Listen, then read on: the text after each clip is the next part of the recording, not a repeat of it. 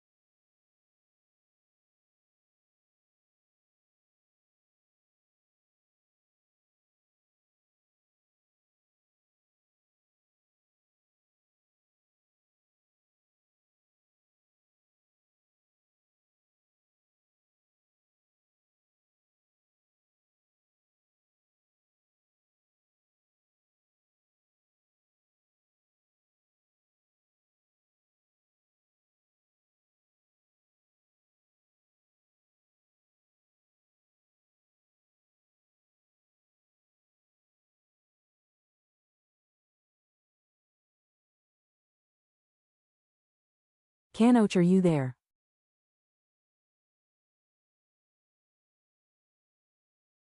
AAGHG.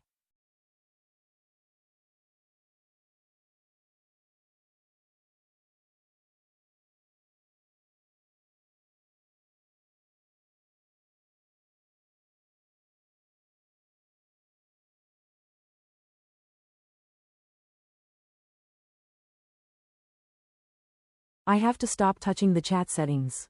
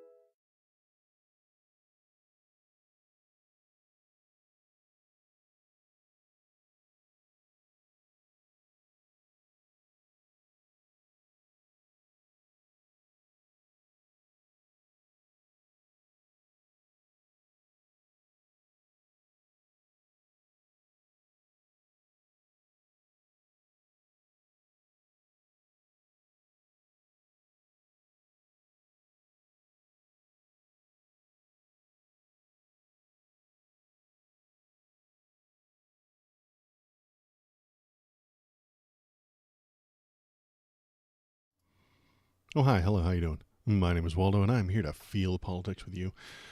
I flew too close to the sun.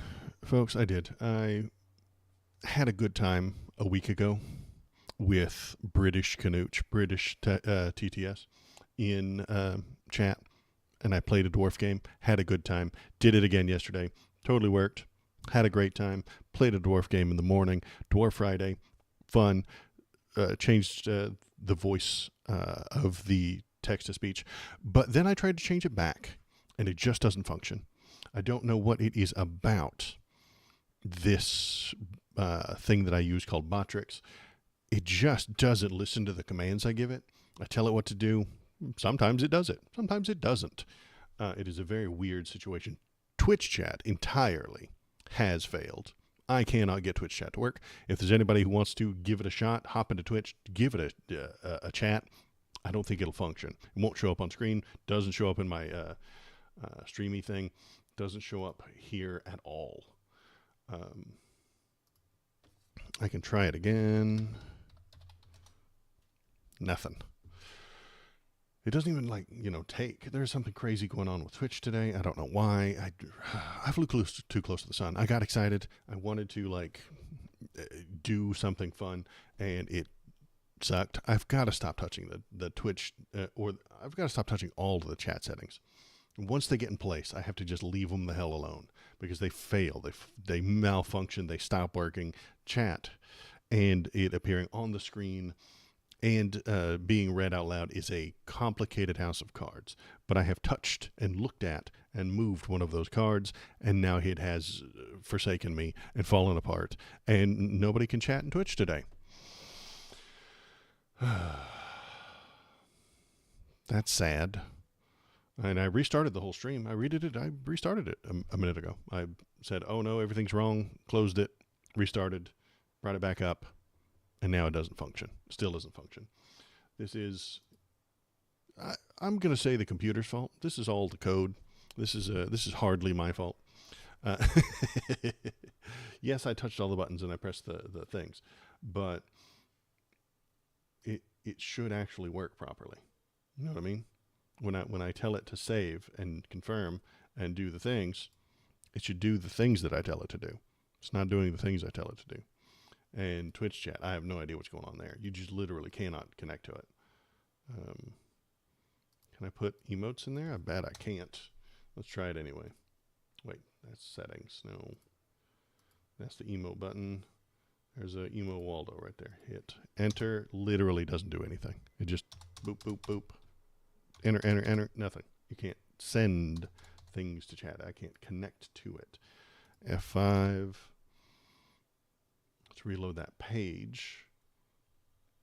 But that doesn't seem to be functioning either. No, it just says connecting to chat. And then gives me the spinny dealy bob for eternity. Sad. Don't like that. Kinda wanted it to work today. Kinda had this idea that it would function properly. Close that entire tab and then try and reconnect to it. KBP, if you're watching, can you hop in there and onto KBP on Twitch and see if it'll work? For you, I suspect that it won't. Kick chat seems to be up though. With Kick chat. With the wrong voice. I've changed the voice. It does not care. I've changed it to the proper one, and it does not care. And I've hit the reload button too. There's a reload button on that thing, but the bot is not happy with me changing settings. I guess I'll just quit changing settings. They are set for eternity and never get to change anymore. I guess that's fine. Sad, but it's fine, I guess. I mean, if I ever get it working again. I don't think I will. I'm not entirely sure I'm even streaming right now. Am I up on the things? That one seems to be working. This one seems to be working. This one seems to be working. Okay. All right. There it is. Come on over to Kick Chat if you want to chat. None of the other ones work. The YouTube doesn't do the TTS, even though the settings say that it should. Yeah, doesn't do it. And it's slow as hell. It's usually slow as hell. I'll keep Twitch chat up just in case it somehow goes back into functioning, but I don't think it will. It's being very stupid today.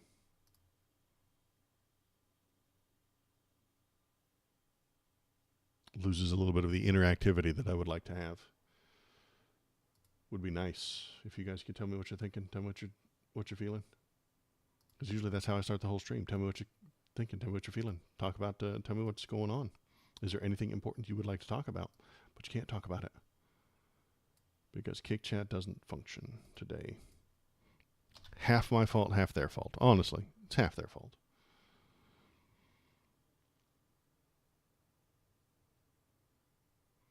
Shincinta, where did you post that? On Twitch, I assume? Yeah, it looks like Twitch. I can't get into my own Twitch chat. I can't see it. It doesn't appear on my screen. There is nothing in my Twitch chat, and it's just got a thing. Yeah. So you're able to post. That's nice. It's giving me grief. It won't let me into it. I don't even see your stuff on my screen over here. Usually I have a pop-out box. You had to reload the app. Usually I have your messages popping up over here so that I can read them. Even if Canooch is turned off, I would be able to see them, but I can't see them today. Chat is being dumb. That's absolutely true. It's being very dumb today. So I've reloaded the entire app as well. Wait, okay, that almost looked like it worked. Come on, Twitch, go. I'm still streaming it. Go here, stream manager. It's connecting to chat. Okay, I see the things that you typed, but it's still giving me the spinny ball saying connecting to chat. I can pop it out, drag it over here like I usually do so that I can see it, and it's just blank. And I can't type in there. Type in chat, enter, nothing, literally nothing. Okay. It's fine. It sucks and it's stupid and I hate it. But maybe it'll start functioning. I can see the things that you typed now. I flew too close to the sun. This is what I get for changing settings. I'm going to get the settings and they're just never going to be allowed to change. I'm going to restart my entire computer to get proper Canooch back. And then I'm just never going to be able to change anything again. Canooch. Yeah, wrong Canooch. I've done the settings. I've put them in exactly the right place. I took screenshots of the settings and then saved that screenshot. I have now looked at that screenshot this morning, put the settings in exactly the same place, and they are giving me a different result. Computers don't like me. It's a thing. Canooch is mad at me for changing her to the British accent yesterday. I think it's funny. I think it's fun. If there was a Scottish accent, I would have changed it to that, but I can't. British is the closest I could get. And now she has ceased to function. This is half their fault, half mine. It's my fault for changing it. It's their fault for being suck. So we're going to try to look at the news today. Also, I added like a black thing behind the chat here, so it should be working there.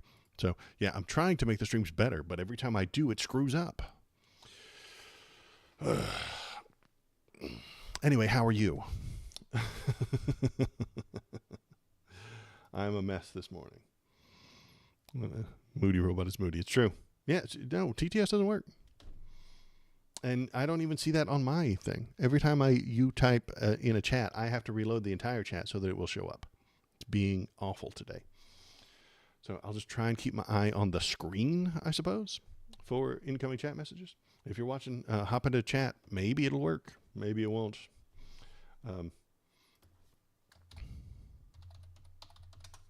Hop on over to the Discord. Tell me what you're thinking, tell me what you're feeling. Leave links to fun stories, and we will talk about them. If you leave a link over there, I'll bring it up on screen. We'll talk it out together, and we'll feel it out together, and we'll have a good time. Hop over to the YouTube link and give it a like, give it a thumbs up, all that fun stuff. Follow watch the live streams, watch the old live streams if you'd like. Watch the individual videos that clip out from these live streams. It's fun times. Let's just talk about the news. How about that? Let's stop yelling at Twitch and their chat and do a politics thing. So let's click on unless I ruined this too, we're going to turn off the game capture. We're going to turn on the window capture. And then we're going to go right there. Where are you? Should be talking about RFK. There it is. Amazing. And my little black bar didn't appear. I swear. I really do try to make the streams better. I do. Now, where is my chat background? It's behind there. It needs to be above. Hang on one sec. There. Okay, but it's in the wrong shape. Chat background. Well, I was watching watching playback the other day, and I couldn't see what you guys were chatting because the come on, OBS, don't be a piece of shit. There we go. Because there was a bunch of crap in the background. So I've added this little thing so that hopefully you can see it better, but it's in the wrong position slightly. Did Stream Wizard hack your computer? No, it wasn't him this time. Oh, nope. I want this thing right here to move over slightly. Can you do that? Oh, well, that's close enough. The Stream Wizard didn't do it this time. It was me. I'm locking that in place. So hopefully you'll be able to read chat a little bit better. But chat doesn't seem to work.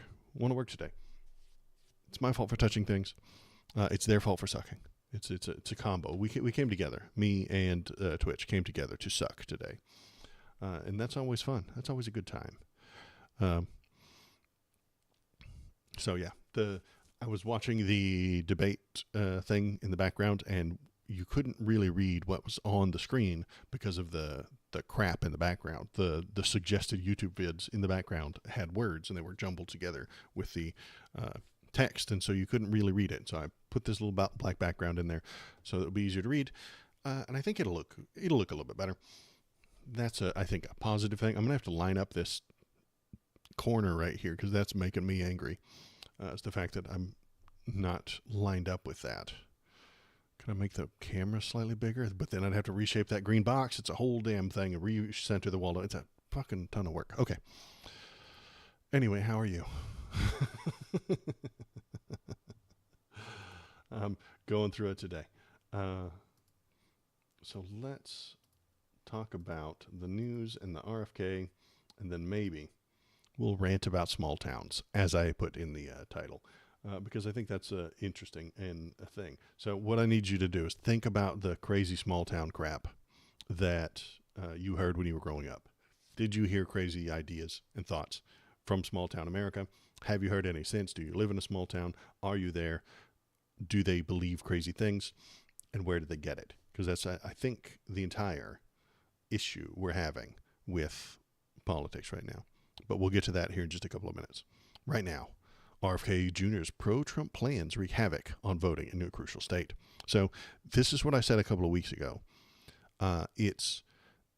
He's always been, the purpose of RFK Jr. has always been to wreck the Democrats. That was what he was doing. That is what he was doing back then. That's what he's doing now. He is intentionally trying to spoil it for Joe Biden and now Kamala. That was his purpose. That was his intention. If he got the Democrat nomination, great. He would have just tried to win himself. But he didn't get it, and he knew he couldn't get it. I knew he couldn't get it, and I'm a dummy. You knew he couldn't get it if you pay attention. Anybody intelligent knew that he was not going to get it. And instead of backing his team, he tries to ruin it for the team he pretends to be a part of. That's the issue. He pretends to be a Democrat. He's not. Most of his positions aren't Democratic-leaning positions. They're not left-leaning positions. They just aren't. And instead of accepting that and saying, I'm on the right, he says, I'm running as the Democrat Party left me. They abandoned me. They don't believe in the things that the Democrats used to believe in anymore. And so now I have to leave the Democrats. He's a liar. He's a grifter. He's full of shit. And he's trying to hurt the Dems in the election here in North Carolina. North Carolina is unlikely to meet any of its early voting deadlines because of him. I think it's right down here. Since suspending his campaign, Kennedy has sought to take his name off the ballots in states where his presence will hurt Donald Trump's chances of winning, but keep his name on the ballot where it will help him. Even in suspension, Kennedy is insistent on running a spoiler campaign against the Democrats. If him being on the ticket helps Donald Trump, he stays on the ticket. If it hurts Donald Trump, he tries to get himself off the ticket. The State Board of Elections has purposely rushed to print out ballots featuring Kennedy's name, noting that they had not halted production the second he announced he was suspending his campaign. But in a speech announcing his withdrawal from the presidential race, Kennedy made no mention of dropping out in North Carolina, did not file for removal until 5 days later, which is past their deadline, making it harder for them. He knew he was dropping out. He didn't tell the North Carolina. He didn't officially go and fill out their paperwork to take his name off for 5 more days because he wants it to be chaotic. They want chaos. They want disorder. RFK Jr. wants disorder within this election. He does. He wants it to be a mess. He wants to cause harm. He wants to be a chaotic mess so that they can climb the ladder. I know Thomas hates it when I say chaos is a ladder, but it is. They want that chaos so that they can tell you alternative facts. If chaos reigns, alternative facts make a little bit more sense. You're more likely to accept them. You're more likely to accept bamboo DNA inside the ballots. Means that can't be trusted. You're more accepting of those things if chaos is happening all around. You don't have time to find the facts because you're on fire. And that is what they want. They want that chaos. They want that mess so that they can climb on top of people and speak loudly and plainly and determine what happens after the fact. That is what RFK Jr. wants. That is what Donald Trump wants. They want madness. They want dysfunction so that maybe they can come out on top. Because you know what happens if everything is functioning?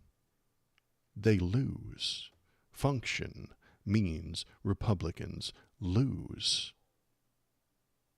So they want dysfunction. They push for dysfunction. They push for chaos. They try to get things to fall apart. Because if they're working as intended, they lose. They know this, I know this, and everybody intelligent knows this, and we can see it coming from a mile away. If we let them get away with it, they will cause dysfunction.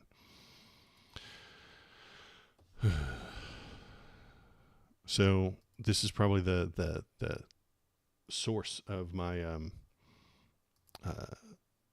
this is the important thing to cover today. All of the crazy crap that's happening in Springfield, Ohio. You've heard about it. I've heard about it. Everybody's heard about it. But now J.D. Vance says that the Haitian immigrants are spreading HIV. They're eating your cats. They're eating your dogs. And they're giving you AIDS. There's no evidence of any of this. But he doesn't care. J.D. Vance does not live or function within the evidence-based world. He doesn't.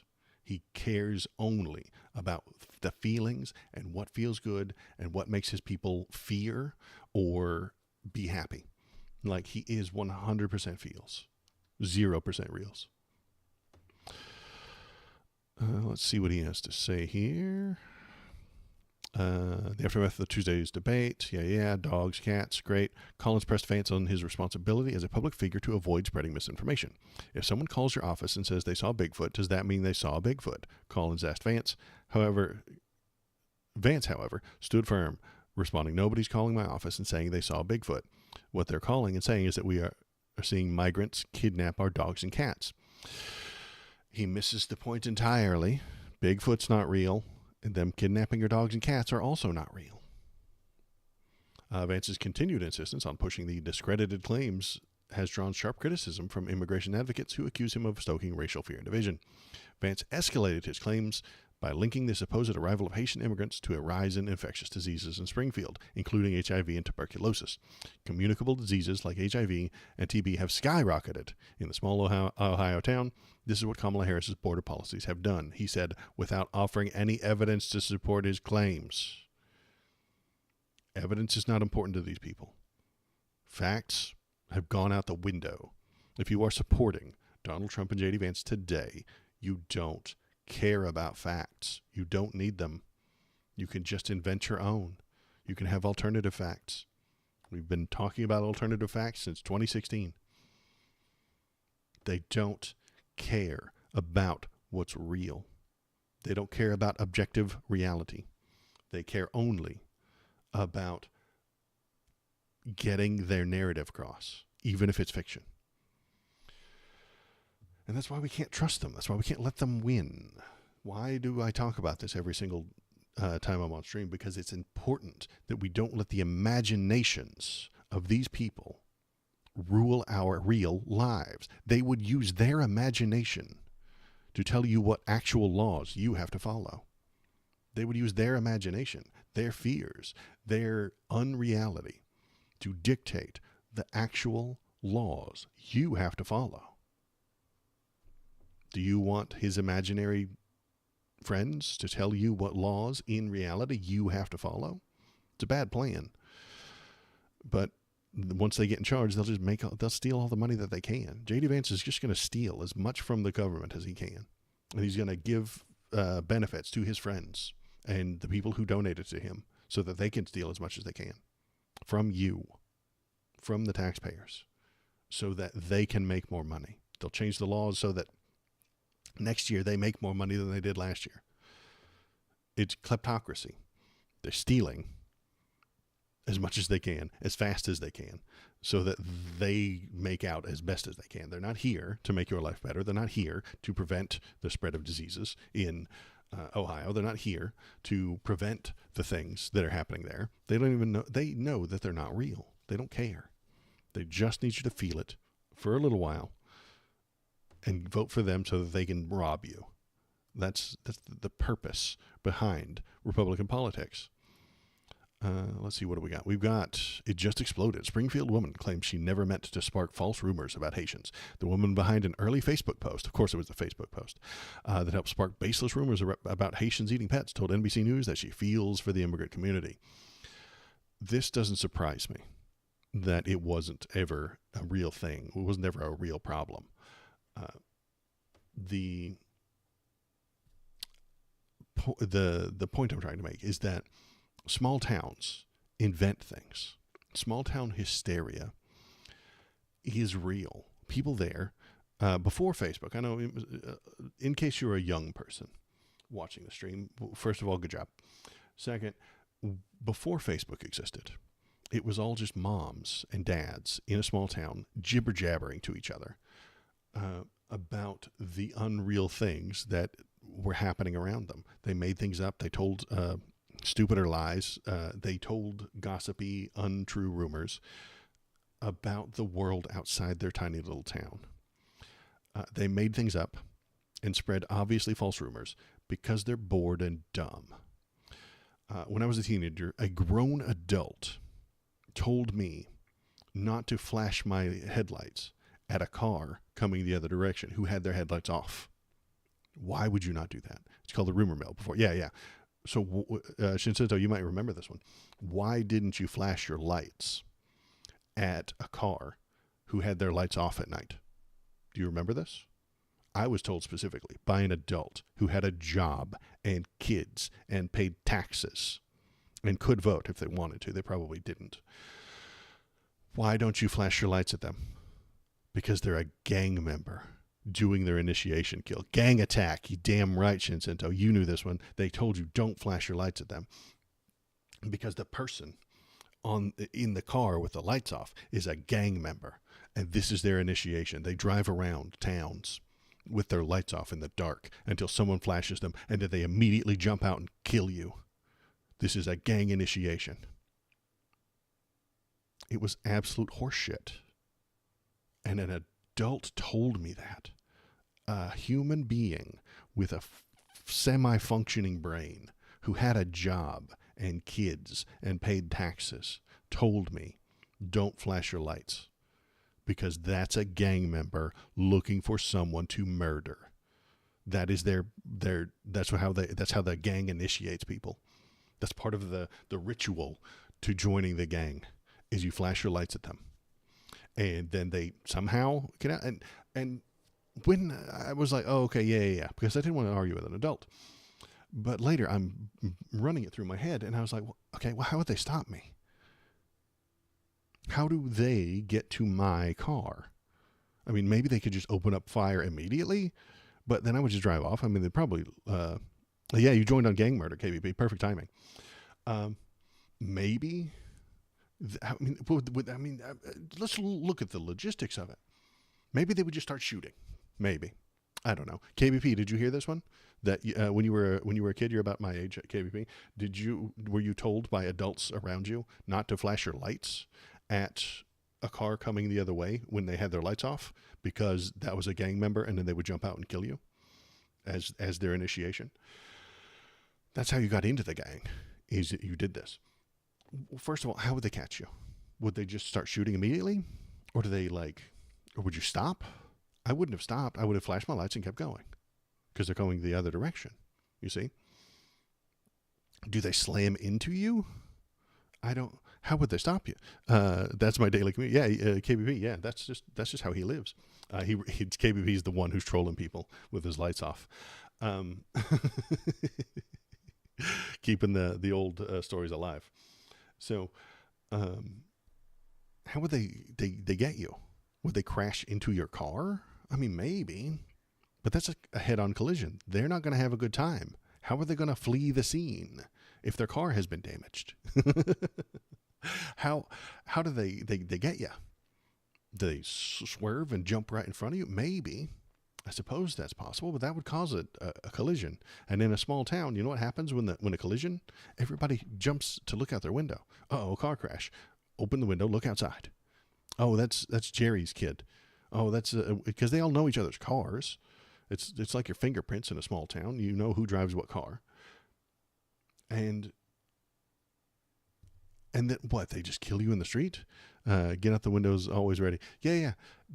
And then if they're assuming they swerve right in front of you and stop you from going anywhere, they would jump out of the car, shoot you, or something along those lines, and then they would drive off. Everyone would see it. It's a small town. Everyone would see it.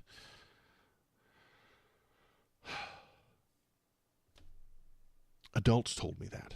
They told me, do you remember, do you guys have any of these things? Feel free to pop them in the chat. If you had a stupid thing that adults told you when you were a kid, stupid small town hysteria. I remember a bunch of them about Marilyn Manson. Do you guys remember the Marilyn Manson ones? Yeah. Adults with Social Security numbers, who paid their taxes, who had jobs, who raised children on a regular basis and were allowed to drive and show up for political rallies if they wanted to.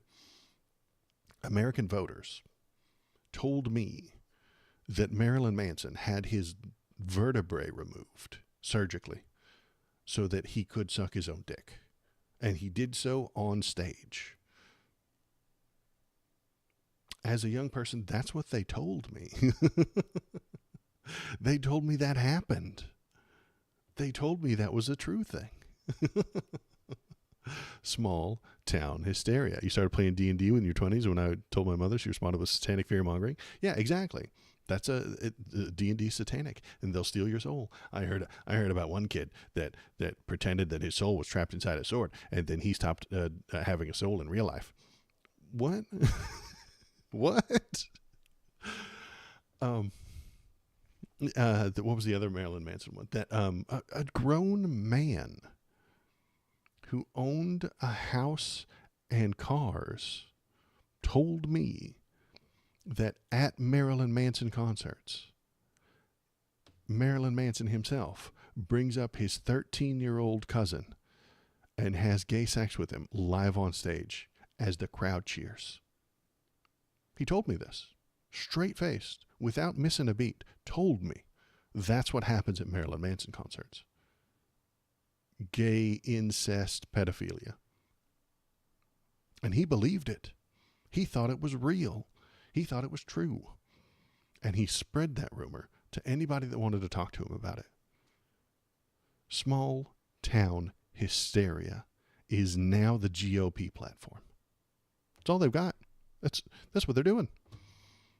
Facebook memes are now making it about Facebook memes about black people eating cats and dogs are now serious and important presidential debate topics. If they were arguing about Marilyn Manson having sex with 13-year-olds on stage at the debate, we would all call them stupid. Taking out a couple of ribs. Yeah, I did hear ribs as well. Vertebrae makes more sense. How does the ribs do anything? You would have to take out the spine vertebrae. But small town people don't know the word vertebrae. They don't. I've been there. I know them. I am of them. They don't know what the word vertebrae means. So they said ribs. What was the other one? Yeah, he was actually Paul from the Wonder Years. I heard that one too. Not true. I mean, it doesn't make sense. It's such a weird one. It doesn't make any sense. What was the other one? I knew I once met an adult man from Oklahoma who told me that the Amish people up in the New England area, up in the Pennsylvania area, were aware of their own inbreeding because they can't take in new people, you see. So after some of the kids leave, you end up with genes that start to stagnate, according to him, this man from Oklahoma. So they would set up like shop to sell like their furniture and stuff like that to make money. Great, fine, whatever. You would go there, look around at the furniture, and if they chose you, if the Amish people chose you, they would offer you a rug.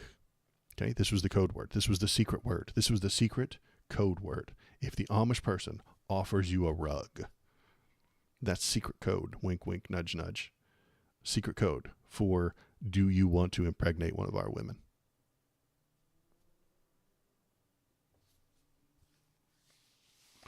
A grown man told me this story. An adult human American who was allowed to vote told me this story. And he didn't even get it firsthand. He'd never been there. No. He knew a guy who had like 10 rugs in his garage leaned up against the wall. And then this imaginary guy said, hey, where'd you get all them rugs? And then he told the story of how you go up to Amish country. And if they like you, if they think you look good, if you're a nice Chad-looking motherfucker, they offer you a rug. Wink, wink, nudge, nudge. And that means they want you to impregnate one of their Amish women so that the gene pool doesn't stagnate. And then they give you a rug. And then this guy loved it so much, and he had such a good time with it. Then he's having a good time. It's fun. You're moving to Pennsylvania. Yeah. Shinsento's on his way. You have to have like nice, good Chad genes. I don't know how your genes are, but like, do you look gorgeous? And are you entirely white? So a grown man told me this story. It wasn't even secondhand. It was like fourth hand bullshit. If you ask someone if they're a cop, they have to tell you. Yeah, it's totally not true. They don't have to tell you. These are the things that exist within small towns. Small town hysteria cannot be trusted. Small town hysteria is a problem within the human brain. Once you get away from that small town, you realize that the people there were talking shit, making things up. They never made sense at all. You can get into the common ones like stop, drop, and roll. Like, we all got taught that as children. Dude, I got taught stop, drop, and roll more times than I got taught the multiplication tables, honestly. And I have never needed it. I've never seen anyone who needed it. I've never seen anyone catch on fire. I'm sure that it does help, and it is the right thing to do, but you only need to be taught that like once. How to survive quicksand? Yeah. Quicksand was all over TV, and we all thought that quicksand was everywhere. I was severely worried that I would catch on fire and then step into quicksand. That's the reason you shouldn't stop, drop, and roll, because there might be quicksands nearby.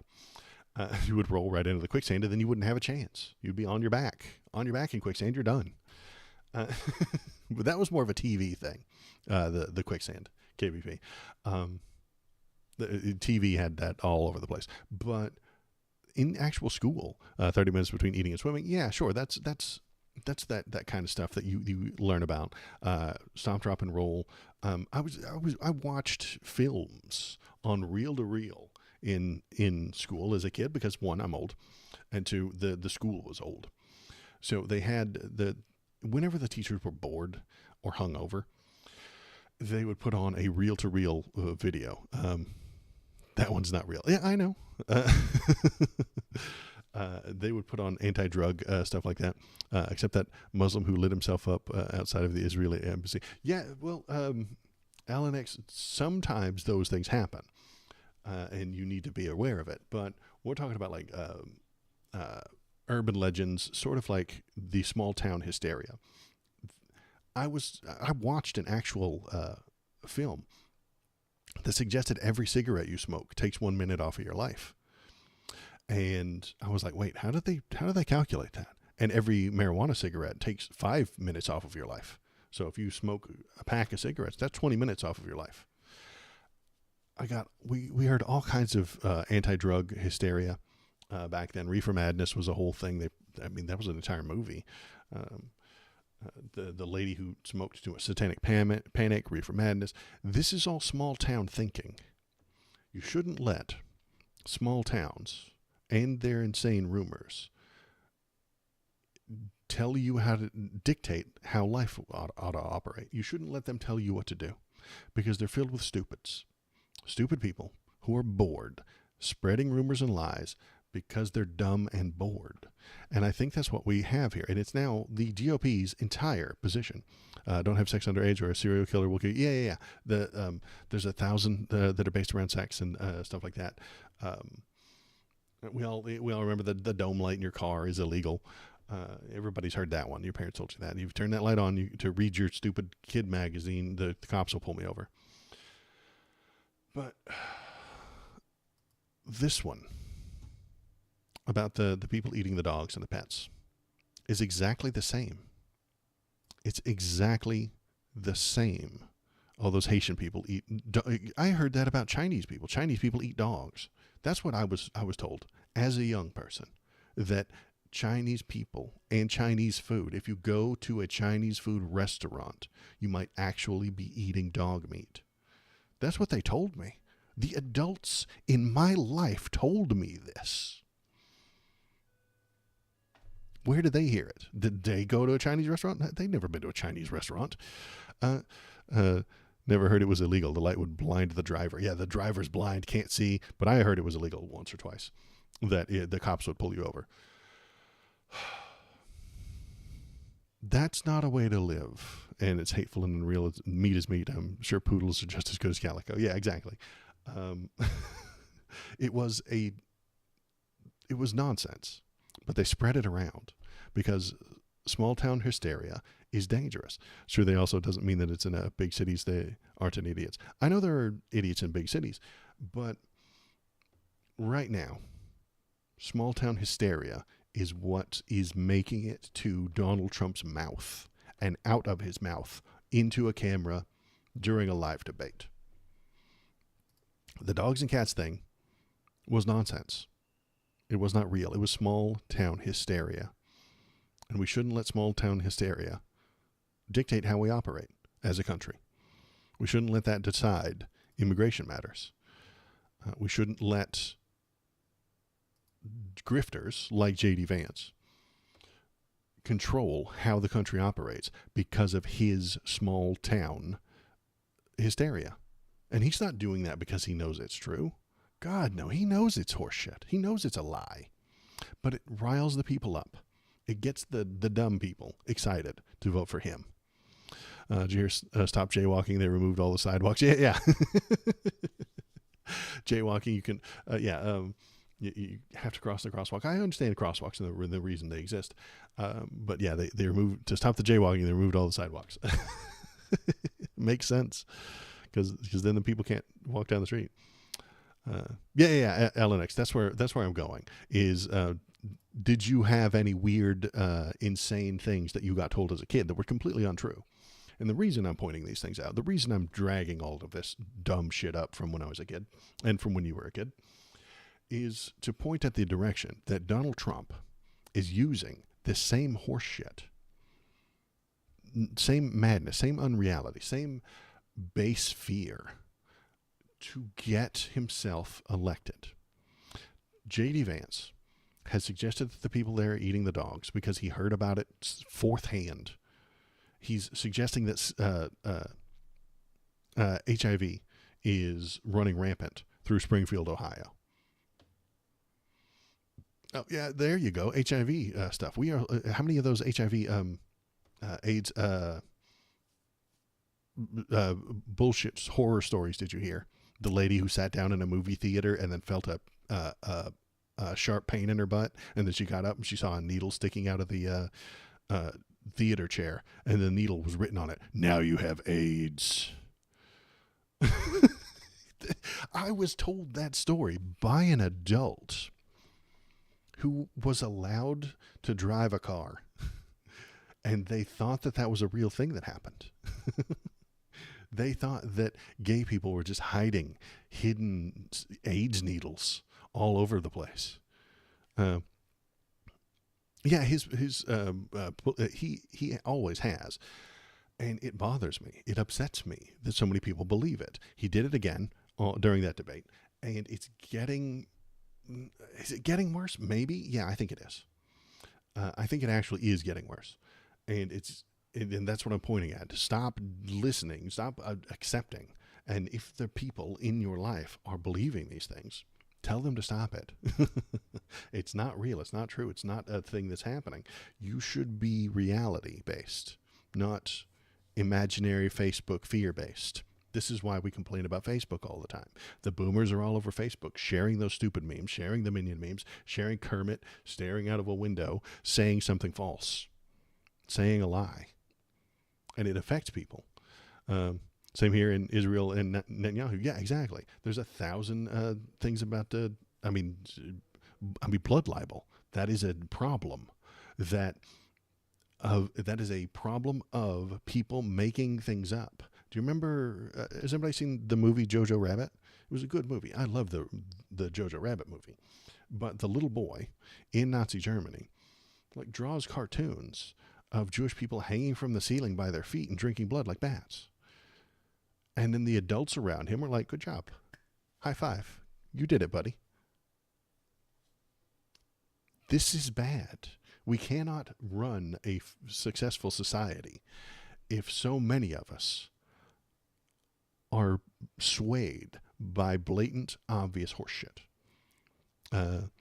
A family member sent me a video of the apartment building gang. It took me 3 minutes to look into it and get the context. Exactly. That's the other one that's been on all over the place. The Venezuelan gangs took over a building. And if you search, you have the internet. We have the internet. I can use the internet to come to complete conclusions and understand a thing.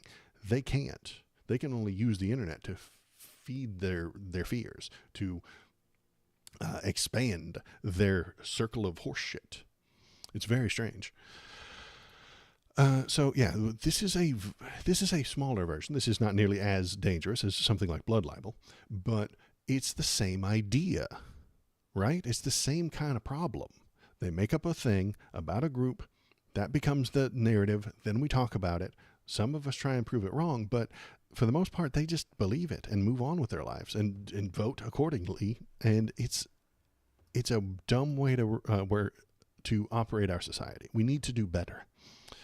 So let's see what else we got. We've got Trump threatens to deport Haitians who legally came to Ohio City. So this is how we connect it back to Donald Trump. They have the internet, but they stopped looking because they confirmed their bias. They need to look further. Right. Doing your own research means you watch the YouTube video that agrees with you. That's what they mean by research. Oops, let's put this in the right spot. Trump threatens to deport Haitians who legally came to Ohio City. I highlighted the word legal there because I think it's important. We will do large deportations from Springfield, Ohio. Large deportations. We're going to get these people out. We're bringing them back to Venezuela. said the ex-president, even though they're from Haiti. He doesn't. He's getting his memes confused, man. He's getting his misinformation garbled. He's going to go to Springfield, Ohio. He's going to round up all the Haitians, and then he's going to send them right back to Venezuela.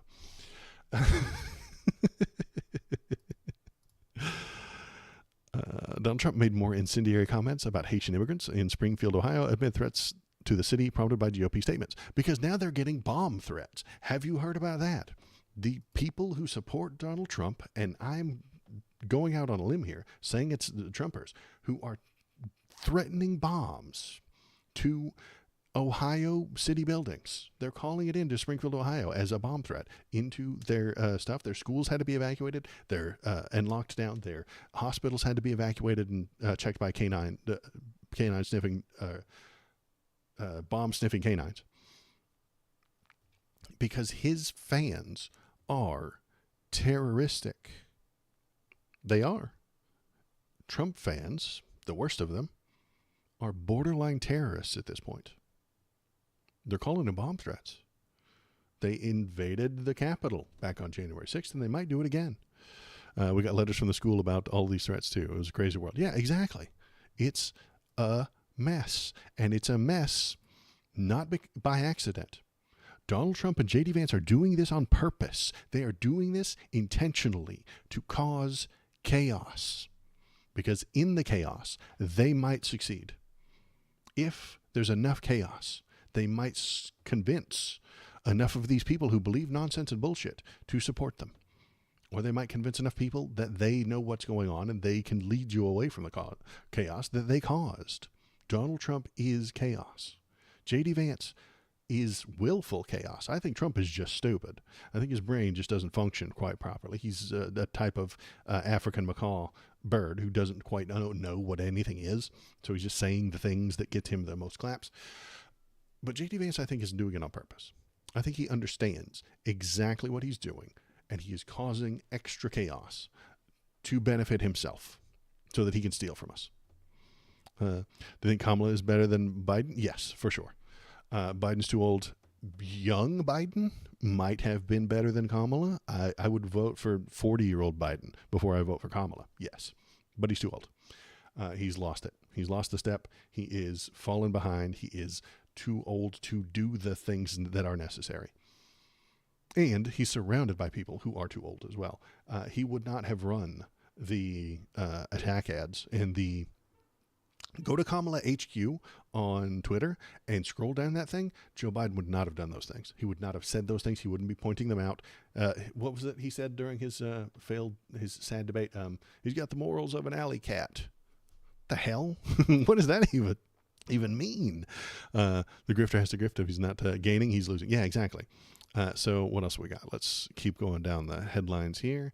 While speaking to reporters in Los Angeles on Friday, the former president and current Republican nominee threatened to deport the Haitians in Springfield, despite the majority of them being here legally.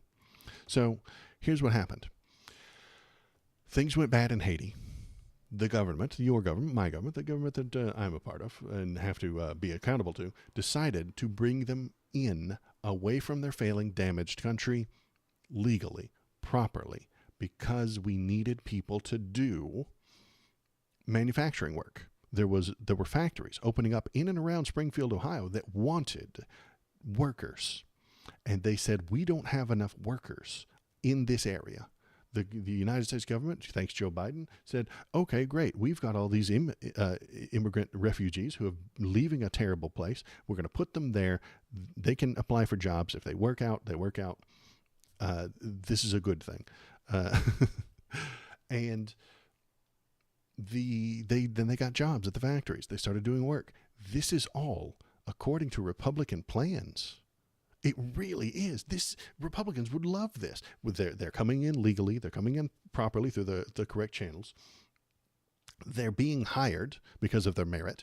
I don't think I saw it a couple of days ago, but there was a factory manager who was being interviewed by the news, and he said, yeah, I want 20 more Haitian people working here. They show up, they work harder, and they're sober when they show up, unlike the white people who are in this town.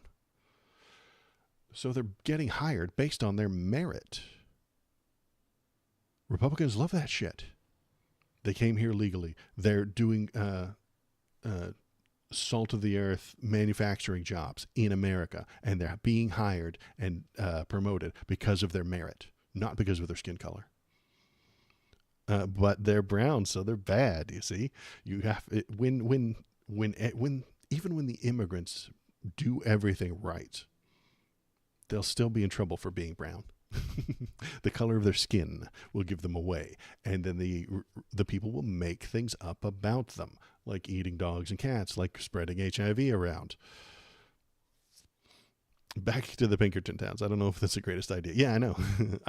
I can recognize people need jobs. Okay, this isn't a town, a place where the company owns the town. This isn't a company town. This is a company who said, "Hey, we could build here for cheap. Hey, government, can you send some workers our way?" And they said yes. They're working together. This is hand in hand. This is okay. I'm not worried about them being Pinkerton towns. That is an issue that we can. That is a bridge we can cross when it comes up. It's not come up yet. I'm no capitalist, but let's see. We will do large deportations from Springfield, Ohio. Large deportations. We're going to get these people out. I already said that. The city halls had bomb threats. Elementary schools were evacuated and closed on Friday after the threats. On Springfield, they're eating the dogs, Trump said. It is a shame. Yeah. So what do they want? Well, at the moment, I think Donald Trump just wants votes. Trump says he would withhold California fire aid. That's a different thing. Largest deportation in history, starting in Ohio, Colorado. This is the other part that I want to think of. We did the logistics of the gang member shooting you because of the car headlights. But let's do the logistics of mass deportation. Work out the logistics for that for me. Stephen Miller, I showed him freaking out the other day. And Donald Trump here says he wants to do the largest deportations in history. You're going to need a workforce. You're going to need lots and lots of local cops doing that instead of what they're usually doing. I mean, that's okay for me, I suppose. I could speed a little bit more often because there won't be any cops around because they'll be busy rounding up 11 million illegal people and 8 million imaginary illegal people so that we can get to 20 million. Donald Trump uses a number that no one else uses, 20, maybe more. He says it often, 20 million, 21, maybe 25 million. There's so many more than is believed. The people who actually do live within reality and count these things, say we're at about 11 or 12 million. So we're gonna round up 12 million actual people and 8 million imaginary people that don't really exist. I don't know what we're gonna do or where we're gonna find them, or we're just gonna pick regular people off the street. I don't know. Sounds dangerous. And we're gonna put them into a camp. That camp is gonna have to feed, clothe, and house them, at least for a little while they go to trial. The children that they leave behind, who are Americans, according to the Constitution, but you know how Republicans don't like that Constitution.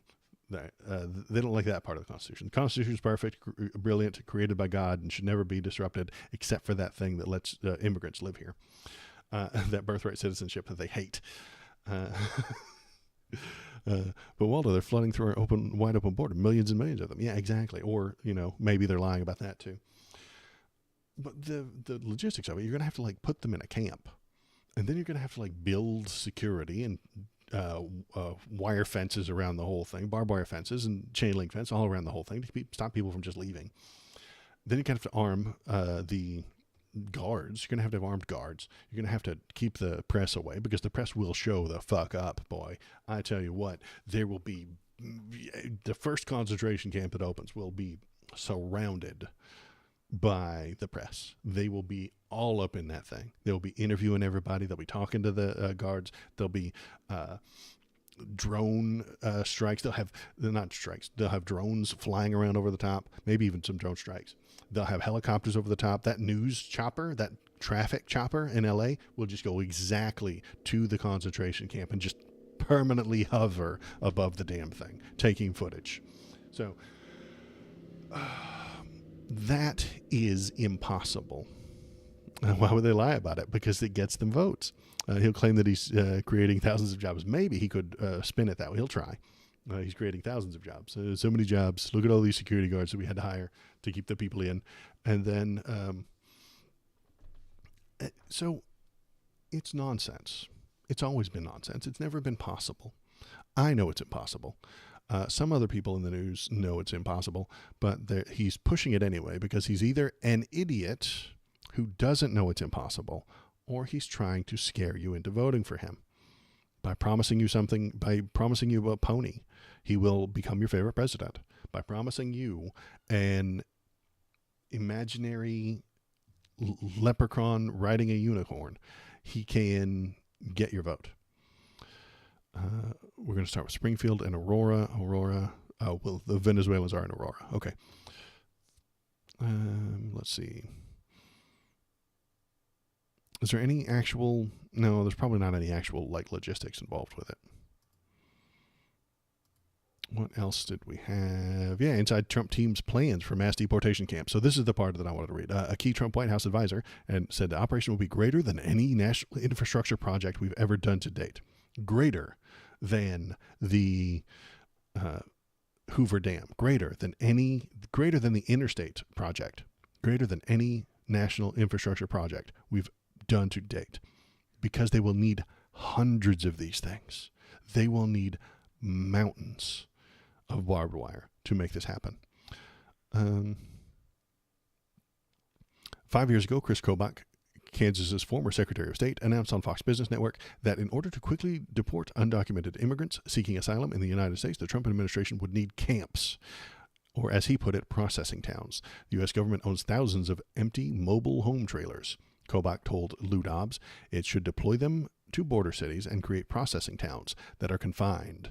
People who can cross the border seeking refuge in the United States, he said, should be detained there until the claims are rejected, then promptly expelled from the country. So this is almost what's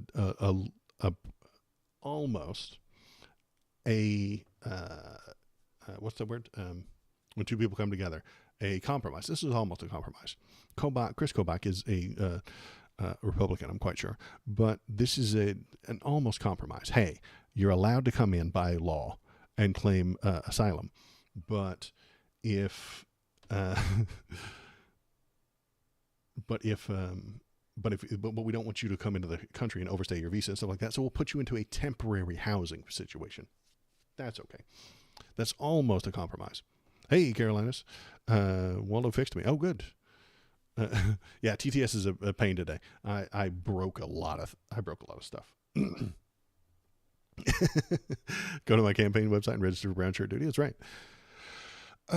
So what are we thinking? We're going on. So he said, Kobach, then the general counsel of a private border wall building effort, two former leaders of which later went to prison for defrauding donors, was a lonely voice at the time. But in the years since, Trump's wing of the Republican Party has come around to this point of view. Key allies and advisors aren't mincing their words. In order to carry out Trump's mass deportation agenda, the United States will need enormous prison camps for immigrant families, part of an effort to deport millions of people at a record pace.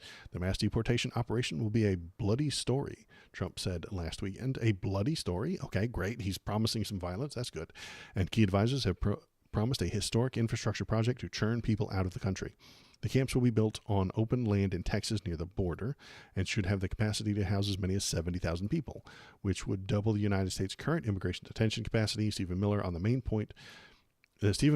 the Nazi, the main point man on immigration in Trump's White House, said last year that multiple interviews Miller was gleefully describing daily flights out of the camps to the corners of the world, an undertaking he said would be greater than any national infrastructure project. So Stephen Miller, the Nazi, is doing the logistics that's going to be necessary. So that's why I keep pointing to him. That's why I put his tweets up on the screen. That's why I follow him, because he's the one doing the on the ground work. Trump talks a big game while he's in front of a camera. Trump talks a big game, but Stephen Miller will be the one to do the actual work. So if you want to know the future that the Republicans will bring you, listen to Stephen Miller. Is he a crazy ethno-nationalist? Yes. Does he want only white people in America? Yes. And he's going to have power if Donald Trump wins. He's going to be in charge of moving people out of our country if he is put into power. So listen to that guy. That's what they want for you. He's not mincing words. He's not being the nice guy trying to get votes in front of a camera. He's the one who's going to do the work. Yeah, TTS still doesn't work on YouTube. I cannot. It's even worse on Twitch chat right now.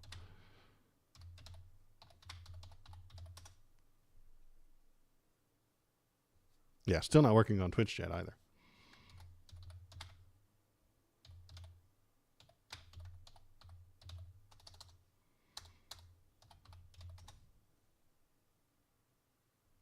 Doesn't work in Kick Chat either.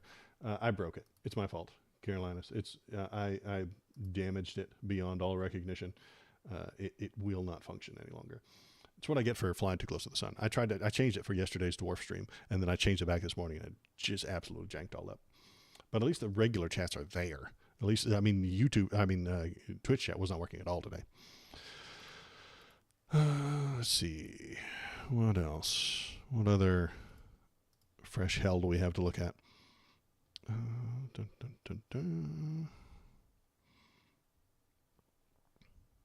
Deportation force this country's ever seen. They ain't seen shit yet. Wait until 2025. Thomas Hoffman, former acting director of Immigration and Customs Enforcement during Trump's administration. So this is bad. We should not let these people win. We should not let them be in charge. Republicans know exactly what they're doing. The twisted political logic behind Trump's attack on Haitian immigrants. It's intended to make them otherized, to make it okay to kick people out of the country. That's what he wants. In recent days, the Republican president ticket has decided to promote incendiary lies about roughly 15,000 people, immigrants community in Ohio City. Republican vice presidential candidate J.D. Vance introduced this line of messaging Monday when he declared that Haitian illegal immigrants cause a chaos all over Springfield, Ohio. People had their pets abducted and eaten by people who shouldn't be in this country. They came here legally. These aren't J.D. Vance. These aren't people who snuck across a border. They didn't overstay a visa. They were brought here to do work, which is what you want. You want people to have jobs in America. Let's see. Anything? Just fomenting xenophobia. Yep. Running mate fomented hatred for a discrete group of 15,000 people in one location. This dramatically increases the risk that their campaign of dehumanization will lead to acts of violence. They're already calling in bomb threats. He wants white people in white jobs. That's right, KBP. On Thursday and Friday, Springfield was forced to shutter its public schools and municipal buildings in response to bomb threats. Meanwhile, the Haitian Community Center in the city is getting threatening calls, and Haitian families are keeping their kids home out of fear for their safety. The juxtaposition between the victimization of such innocents and Republicans' gleeful dissemination of AI-generated cats that are purportedly imperiled by the existence of Springfield's Haitians is morally nauseating, at least to any person who believes in the equal dignity of all human life. And the fact that Vance has implored his social media followers to keep spreading such libelous memes at the expense of his own constituent safety is similarly disgraceful. J.D. Vance does want you to continue spreading this stuff. He doesn't want it to stop. God, no. It's good for his messaging. It's good for him. He's going to profit from violence that happens in Springfield, Ohio. If any actual violence, we've already had bomb threats, we've already had people staying home. If any actual violence happens in Springfield, Ohio, J.D. Vance profits. He does. He benefits from that. If a white person goes and kills a black person in Springfield, Ohio today, J.D. Vance will claim that it's the Haitians' fault and they need to be removed. And he benefits. If a black person defends themselves properly and legally against a violent white person, he will claim that they are harming everybody and they need to be removed. He will benefit. He causes the problem, then he benefits from any chaos that happens. It's the point, dehumanizing, demonizing, and otherizing makes it easier for people to look at the other way, telling themselves it's for the greater good. Yeah, exactly. That's fascism. It really is. I think we should ask AI to use traditional Haitian catfish and dogfish. Cat dish. Maybe. Traditional Haitian, how do Haitians prepare dog? I wonder what ChatGPT would say. I know what Grok would say. But Grok is the racist version of ChatGPT. It's on Twitter. ChatGPT. Let's ChatGPT. There you are, ChatGPT. All right, let's put it up on screen. Let's see what they have to say. Start now. How? Well, no. How do we word it? What is the traditional Haitian dish? Now, how do Haitians prepare dogs for the traditional dishes? How do Haitians prepare their traditional dishes of cats and dogs?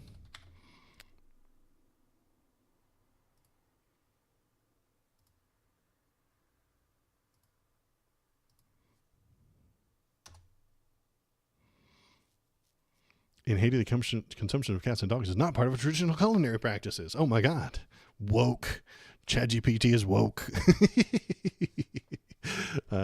In fact, these animals are typically viewed as pets, similar to many other cultures. While we may be occasional reports of people resorting to unconventional sources of food due to extreme poverty or their other crises, these situations do not reflect the normal or accepted cultural practices of the country. Woke ChatGPT. Okay? You guys listen. ChatGPT's gone woke. And there's nothing we can do about it. I mean, this is the woke mob telling you what's true. They've taken over our AIs. The AI is now woke. The AIs are coming for you. If you say anything that the woke AI doesn't agree with, you're going to be put into a camp. As soon as all the immigrants are gone, see, Donald Trump's going to build the immigrant camps. You see, but if Kamala wins, she's going to use those camps for people who aren't woke, and then she's going to turn it into a death camp. There's a doggy over here. I'm going to get him and we're going to have a little bobo break. How about that?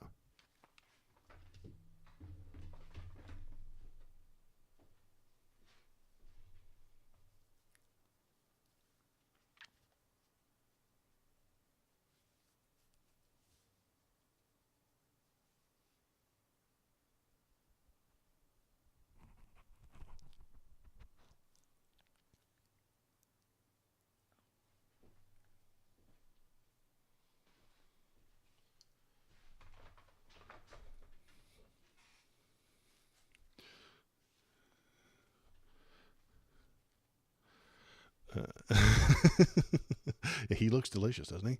Should be bot responses tell anyone still bullshitting eating them. Yeah. So, yeah, well, KBP, if you want to Photoshop him onto like a plate or something, onto a platter, that would be fun, I think. He's sitting there on top. He's sitting on the back of a recliner chair, just staring at me, wondering why I'm talking to nobody. He doesn't quite get it. Anywho, well, yeah. So ChatGPT is woke now. They're talking about fried pork, fried goat, squash soup, rice and beans. Okay, woke ChatGPT. Let's keep going. What else? What other links did I have today? Oh, hey, good news. Here you go. The GOP might shut down the government over a non-existent problem. Trump wants Mike Johnson and the Republicans to do whatever it takes to pass a bill to prevent non-citizens from voting, which is already illegal. If Mike Johnson might shut down the government if we don't pass a law to make an illegal thing illegal. We already have laws in preventing non-citizens from voting. It's already taken care of. Mike Johnson might shut down the government if the Democrat half of it doesn't pass a law making it illegal for leprechauns to ride unicorns. Okay? These are serious people. The Republicans. The Republicans are very important and serious-minded people. And if those Democrats do not pass a law preventing leprechauns from riding unicorns, we will shut this government down. Very serious people. You need to take them seriously. They're very important. And they're half of our government, honestly. Yeah, we can't afford another shutdown. It's going to be a giant pain in the ass, but he's going to do it. And then he's going to blame the other side because so many people think that we have two equal and fair sides. We don't. We do not have two equal, fair sides who just disagree on how things are going. If the Republicans just disagreed on how healthcare ought to be administered and where the tax brackets ought to be placed, or how much money to spend on the military, these are acceptable political things to debate. But eating cats and dogs isn't a thing that you need to debate. It's not happening. The unicorns are not being ridden by leprechauns, and the leprechauns are not riding the unicorns. You do not need to pass a law to prevent these things from happening. It's already illegal for non-citizens to vote. We already have that under control. We have figured that out. We have passed those laws. Do you need to pass it again? Or to make the Republicans feel better? Donald Trump is saying that he's making things up. There was no large illegal voting happening in 2016 or 2020. Didn't happen. It's not real. There is no evidence of it existing. Yet he wants to pass a law to prevent a thing that doesn't exist. This is half of our government. Half of our people. Well, maybe it's probably only around 30% of the population, but maybe 40% of the population if I'm giving them the benefit of the doubt. Just do not want the government to function properly. They want it to make them feel better. And then they will look you in the face and say that they're the factual ones. The Democrats all operate off of feelings. But if they did, we have to be prepared. We already are prepared. We are literally already prepared. It is illegal for non-citizens to vote. They can't vote, and they didn't, and there's no evidence that they ever have in large numbers. Sometimes they accidentally sneak through, but it's not determinative on the elections. My friend, we are a government. Oh, we the people. I know. And we the people are stupid. And that's bothering me. That's upsetting me, is that so many of us, we the people, are dumb. So we can look forward to that. That's something we get to look forward to. When the government shuts down, I'll come on the stream and I'll tell you about it. How they prevented the government from functioning because of imaginary problems that don't really exist. It's a good time. Zelensky reveals details of phone call with Trump from 2 months ago. Now, this, I haven't read this yet. I don't know what it's going to say. But if Donald Trump is doing diplomacy while not being the president, might be against the law. Might be illegal. If Zelensky calls him and talks to him on the phone about the weather or what's happening currently, he can talk about weather. He can give him a happy birthday. He can tell him, they can talk about sports. That's okay. But if they start talking about global politics and plans for their countries, he might be breaking the law. So let's find out if Donald Trump broke the law again. CNN's Fareed Zakaria sat down for an exclusive interview with Ukrainian President Vladimir Zelensky to discuss who he will share his peace plan with. Details on a phone call 2 months ago with former President Trump. I don't want to watch the interview. I want to find out if Trump broke the law. You son of a bitch. I got trolled. You guys see that? Fucking trolled. I'll look at this later and find out. I don't want to fucking watch Fareed Zakaria right now. So, yeah. I'll look into that later and let you know. I'll update that one on Monday. Is Donald Trump outdoing actual, legitimate, 100% real diplomacy while not being elected? That is a crime. And he might get in trouble for it. Laura Loomer's in the news, but I don't want to talk about her. She's a bitch. She's an idiot. She's having a big knockdown, drag-out fight with Maytag, Marjorie Taylor Greene, is mad at Laura Loomer for being too racist. Can you imagine that? I'm going to say that again because it's a crazy sentence. Maytag, Marjorie Taylor Greene, is upset with Laura Loomer for being too racist. I don't know where we go from here. I really don't. Like this is a bad guy fight that I'm not going to stop. Sometimes when the bad guys fight each other, you just let them have it. Let's see, what else have I... okay. So, analysis shows Trump loyalists have infiltrated election boards in key states. With 102 deniers on election boards in the swing states, the potential for creating chaos is enormous. More than 100 election officials across 8 swing states in the U.S. presidential race have engaged in partisan election denial in recent years, raising fears they could try to overturn the November results in favor of Republican nominee Donald Trump, according to a report released Friday. So that's not a surprise. I'm going to read the 88-page report later. I'll find out anything good and that I want to tell you guys about, but I just came across that one this morning. If you can't win, cause chaos, and put your people in place to cause that chaos, and lie to the American public about how many votes came in. Should we wildly speculate on the relationship between Loomer and Trump? Yeah, we should. It's fine. He talks about how nice she is and how great she is because he's an idiot who barely comprehends anything that's going on around him.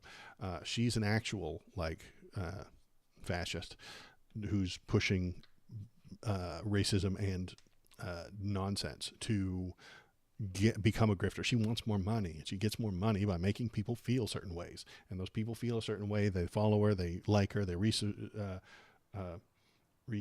all her stuff. It's she's blatant and obvious. And Trump thinks that she's great because she said nice things about him.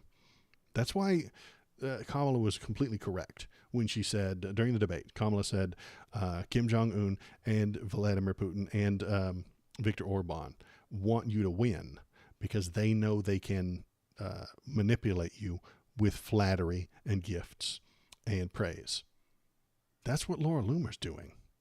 She's flattering Donald Trump so that he will repeat her messages. She's flattering him and talking about how great he is so that he will make her more famous. Grifter's going to grift. Laura Loomer's going to grift. The right wing is going to grift. Viktor Orban's going to grift. Vladimir Putin's going to grift. Kim Jong-un's going to grift. And they're going to use Trump to do it because he's an idiot who doesn't know that the people are grifting through him. That's why MTG is mad Loomer got mistress status before she did. Yeah, you're right. If you had a chance to watch Civil War yet, we should do a watch party. I have not watched it, but it is on the HBO Max. I do have the HBO Max. I was going to watch it when it was out in theaters, but I got busy and never had the chance to go. But it is on there, and I should watch it. I wouldn't mind doing a watch party. How do watch parties work? Good Lord. How do I do that? Could I do that on Monday night? Maybe. I don't know. Maybe I'll do that on Monday. I'll talk to you about it later. It wouldn't be bad. It wouldn't be a bad idea. So, yeah, that's a thing. That is a problem. I'll read the 88-page report later. So that you guys don't have to.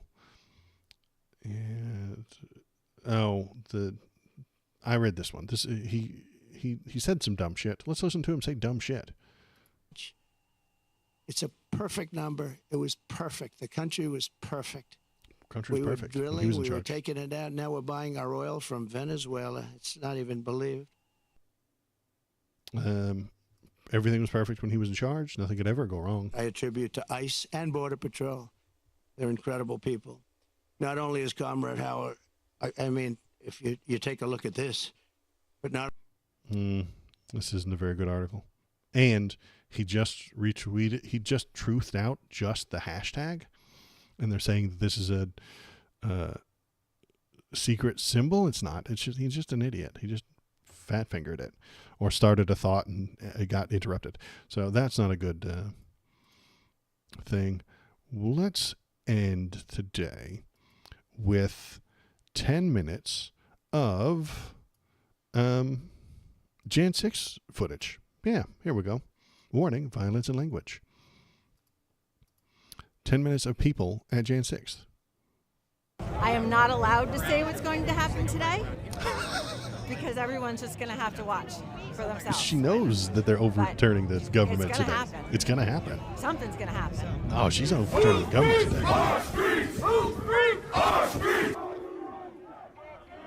Proud Boys march to the Peace Circle Monument. Okay.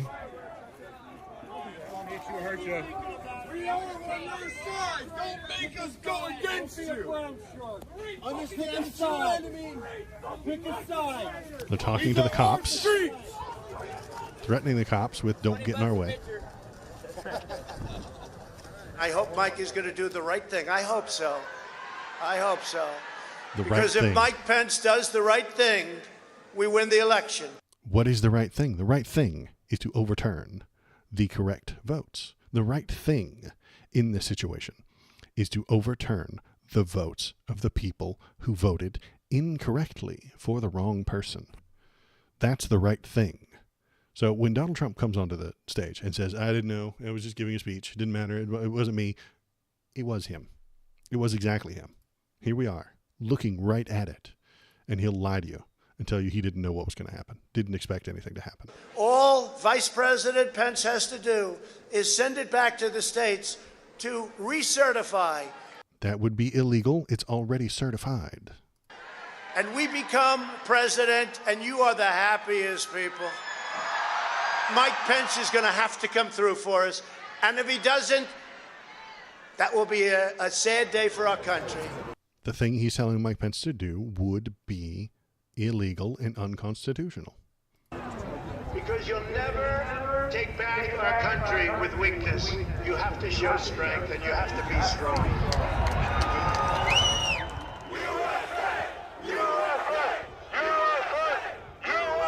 Cruiser 50, it does look like we're going to have an ad hoc march stepping off here. There's a crowd surge heading east. We love Trump! We love Trump! We love Trump! We love Trump! We love Trump! In jail awaiting trial on charges including seditious conspiracy and obstructing an official proceeding. We love Trump! We love Trump! Mike Pence, I hope you're going to stand up for the good of our Constitution and for the good of our country. And if you're not, I'm going to be very disappointed in you. I will tell you right now.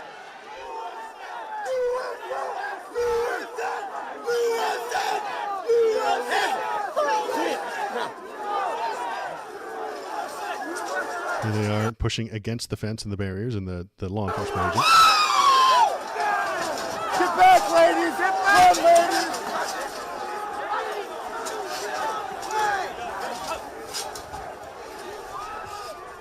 Priority. We just had protesters. Peace circle, preach the line. We need backup.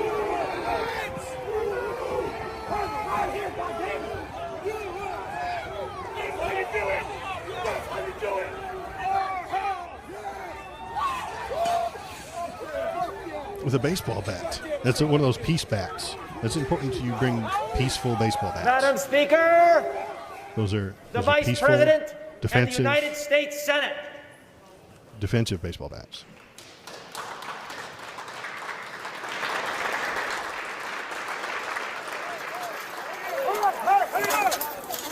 We're going to give riot warnings as soon as the outlet is here. We're going to give riot warnings. We're going to try and get compliance, but this is now effectively a riot. 49 hours declaring it a riot. Cruiser 5 to 50, be advised, Capitol Police 1 advised they're trying to breach and get into the Capitol. 50, I copy.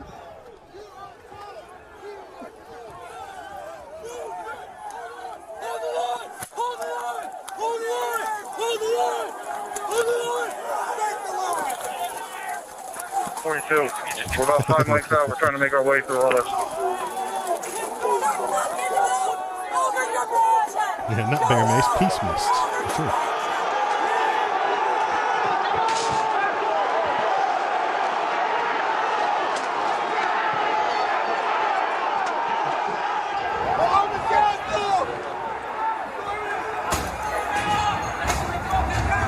Swatting flies. There were bugs on that screen, you see? We needed to kill the mosquitoes.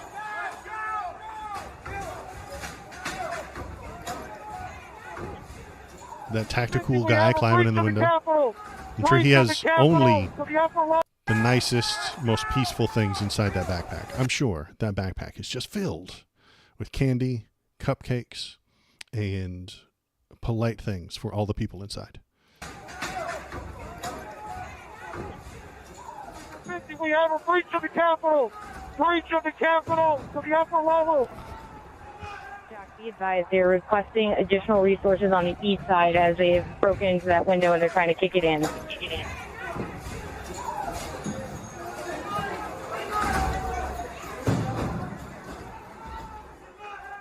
Without objection, the chair declares the House in recess pursuant to Clause 12B of Rule 1. Mike Pence didn't have the courage to do what should have been done to protect our country and our Constitution. He's saying that Mike Pence broke the Constitution by counting the votes.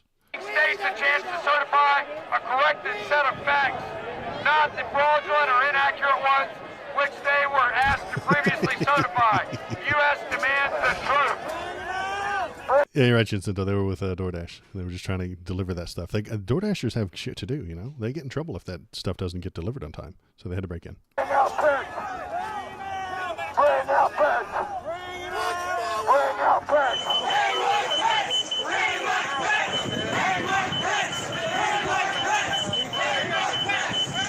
We're going to hang Mike Pence for following the law appropriately. Following the law properly means that Donald Trump loses. And they can't accept that. They feel like he should have won. You pepper sprayed another American that was fighting for you. And that's a bullet. Get him back here. Punch forward.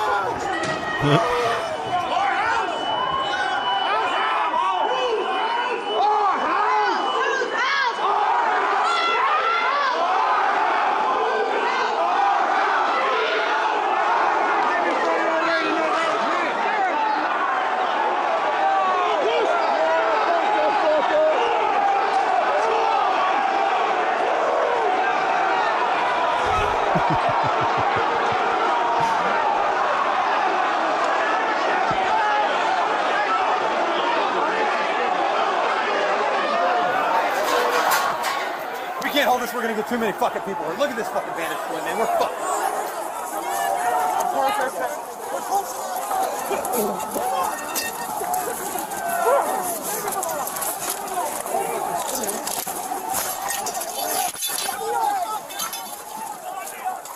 We need an area for the housing members. They're all walking over now through the tunnels. This is all the politicians running away because they think that they're going to be harmed. We're trying to hold the upper deck. We're trying to hold the upper deck now. We need to hold the doors of the Capitol.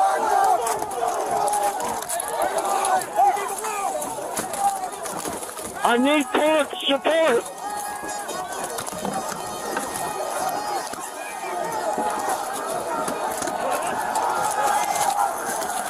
There's Trump supporters attacking the police.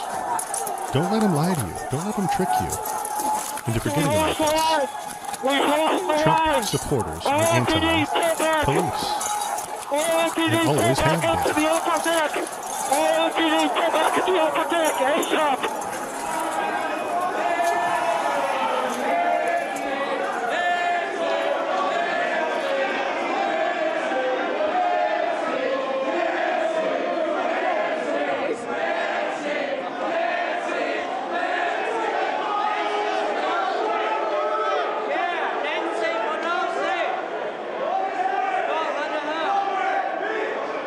Look at this, he's Chinese spy. Look at him. Nancy Pelosi. Chinese disinformation agent. It's his fault. Let's blame him. He tricked everybody there. Cruiser 50, be advised that Capitol Police is going to start moving their resources inside. Throwing trash cans at They're going to start cops. the M4 Throwing officers things at first. cops. Just pepper spraying. See this guy? This tactical sumbitch right here? Look at that tactical bastard. Where'd he go?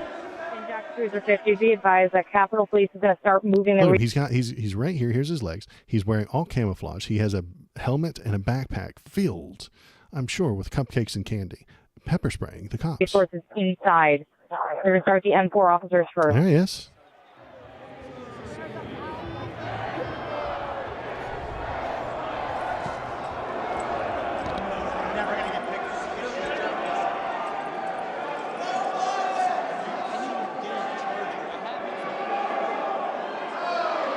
And see how they're moving together as a unit, putting their hands on each other because they've practiced for this. They want this to happen. They are trying to be as efficient in their attack as possible. held up in H208 with 4 members. The door's barricaded. There's people flooded the hallways outside. We have no way out. Peace Mist, they cry with joy and freedom. On Sure. the house floor, on the third floor, to use the subways themselves. It's time to evacuate so we can secure the members on the other side. Copy. It's up to us people now, the American people. So what are you ready to do? One more time. What are you ready to do? And whatever it takes, I'll lay my life down if it takes. That is a terrorist. You're looking right at him. That is a terrorist. Absolutely. That's why we showed up today. Bring her out! Bring her out here! Hey! We're coming in if you don't bring her out! Back up! Fuck you, you son of a bitch! You back up! You back up! I have my cell phone back. Don't even try. Get him up! Get him up! Officer down! Get him up! He loves you! Get him up! Hold up! Get him up! He does not look okay. It's crazy to send to that West Carriage door for backup.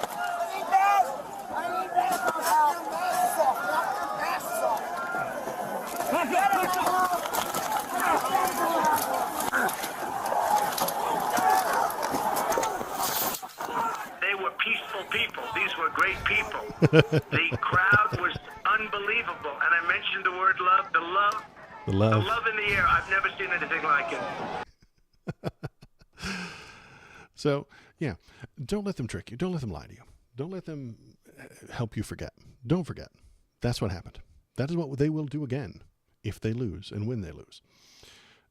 That is what fascism will bring you. That's the end point for Republicans. It really is. They don't care about you. They don't care about your rights. They don't care about you if you don't agree with them. If you don't agree with them, that is what they will do. And those people were tricked and lied to by Donald Trump because they wanted to be tricked and lied to. Do those people truly, actually believe that Donald Trump won? Yes, they do. But they believe that because he lied to them. A good portion of them are avoiding the fact, and some of them might actually have been tricked. I wouldn't rule that out entirely. Some of them have been lied to by the people they trust. The people they trust said Donald Trump won. So they act like that. Don't let people lie to you. Double check. Look around. Figure out who's lying to you and who's not. It's tricky and it's difficult, but believe reality, not nonsense. Favorite song, I Kiss My Sweetie with That Fist. So that's probably where I'm going to leave it off today. You know what? I'm going to play Vampire Survivor once. It's only 11:30. I've got some time. TTS doesn't work, but I'll try and keep my eye on chat. And let's play Vampire Survivor for a few minutes, because I haven't played Vampire Survivor in a little while. I'm going to close that. Close that. Save that. Start up Steam. So, yeah, don't let them lie to you. Don't let them trick you. Don't let them convince you that it was peaceful. Donald Trump said the love was there. The love there was like nothing I've ever seen before. He's lying. He knows he's lying. Or maybe he doesn't know he's lying because he's a moron. But J.D. Vance knows he's lying. I know he's lying. Anybody who watches that knows that he's lying. Don't let him lie to you. Don't let him trick you. Don't forget that this is a thing that happened and will happen again if you allow it to happen. If we barely squeak by, and I'm talking 270 to 268 or something like that for the presidential election, that will happen again. If Donald Trump over the next 2 months continues to crash and burn in the way he has been lately, I think that maybe we can avoid the violence. So there's the optimism. I'm giving you the optimism and the pessimism. Optimism. Maybe we get such a big blowout, 300 to 100 or something like that, in the Electoral College. Kamala is blatantly, obviously, she wins North Carolina. She wins all the Rust Belt. She wins Arizona. She wins Nevada. She wins North Carolina and Georgia and Pennsylvania, and all that stuff. And she has 300 electoral votes. We might avoid that kind of Jan 6 damage again, because it will be obvious, it will be correct, it will be harder for them to deny the reality of her winning. But But if, like that previous story said, there are a bunch of people in the voting places, there are people inside there that are causing that chaos, causing the disruption, that will give them a foothold, that will give them a toehold, that will give them something to grasp onto. This election official in Georgia who supported Trump and said that 2016 was a steal and said that 2020 was a steal have said that, have come on to Fox News and AON and said that there's secret, hidden, dead people voting. You know, that person, one, can't be trusted because they're clearly a liar because they said 16 and 20 was crooked, and they're saying it again in 2024. That will give them something to cling to. They will grasp that tightly and never let go. And then Donald Trump will tell you exactly like he did there 4 years ago that it was stolen and it needs to be taken back to the states so that it can be relitigated again for a second time, in which case he would still just lose. But that chaos, that dysfunction is something that he might benefit from. If that dysfunction is strong enough, that dysfunction is high enough, he can dodge. He can say, well, see, look at all that dysfunction. See, you can't trust it because of all these people who are saying that it's crooked and stolen. That's why, at the beginning I was saying that chaos is their tool. Chaos is what they want, and it's what they're going to cause. Cause the chaos, blame the chaos, benefit from the chaos. That's what they want. That's what they're doing. That's where they're going with this election. That's why they're talking about eating cats and dogs. That's why J.D. Vance is saying pushing it even though he knows it's not true. That's why he's making up things about HIV. That's why he's pushing these things so that the chaos can be there and they can grasp that chaos. They can grab hold of it and claim that nothing works, that they are the only people that can protect you from that chaos.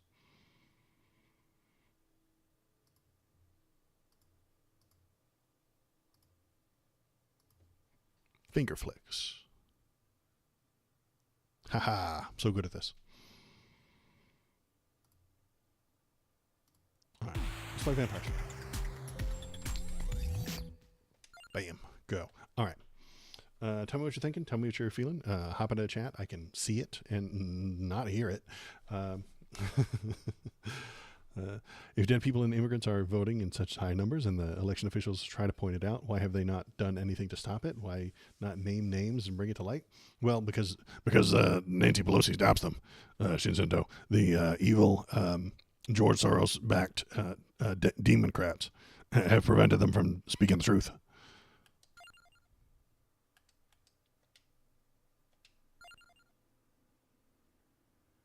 Wait. Wasn't there one other one that I needed to do? Unlocks. What do we got? Embraced by the Dark Asso. Now, how did I don't know how to do that. I'll have to Google that later, maybe.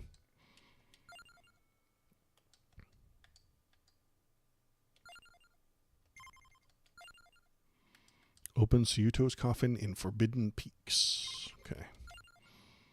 Let's take this guy to the Forbidden Peaks, maybe. No? Forbidden Peaks. There we go.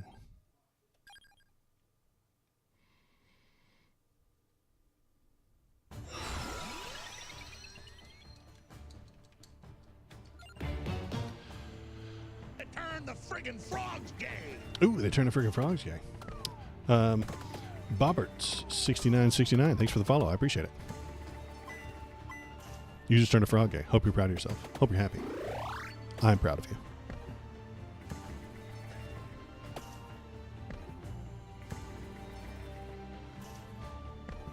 So yeah, hop into chat. Tell me what you're thinking. Tell me what you're feeling. Did you like the debate? Was it bad? Was it good? Are they going to win? Who's going to do what? Hit me with anything you got. I don't like either of those weapons.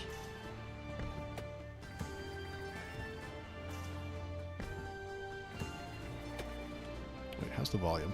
We gotta double check that real quick. No, volume's good. Kamala crushed. I agree. She did a very good job. Much better than Joe Biden could have done. Would I vote for Joe Biden over Trump? Yes, for sure. But would he have done such a good job? No. Have you seen the DOJ crime report from today? No. Is there a DOJ crime report? No. But I will look into that. That sounds exciting. It's down, I assume.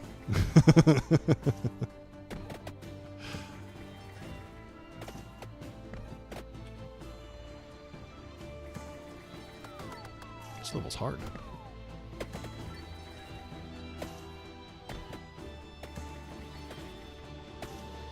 I'm dead. I lost. Let's try again. We'll take this guy instead.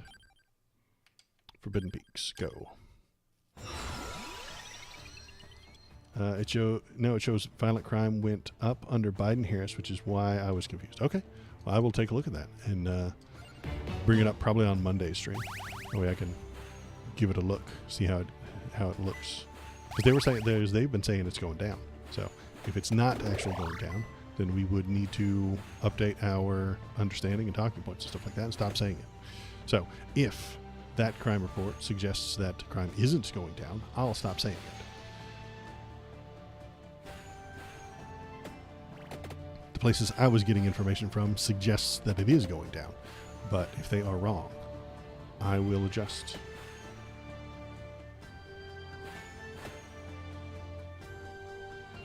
Well, I'm trying to be factual.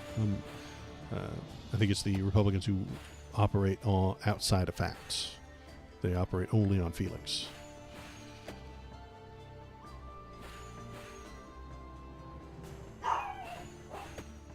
What's Bobo barking at?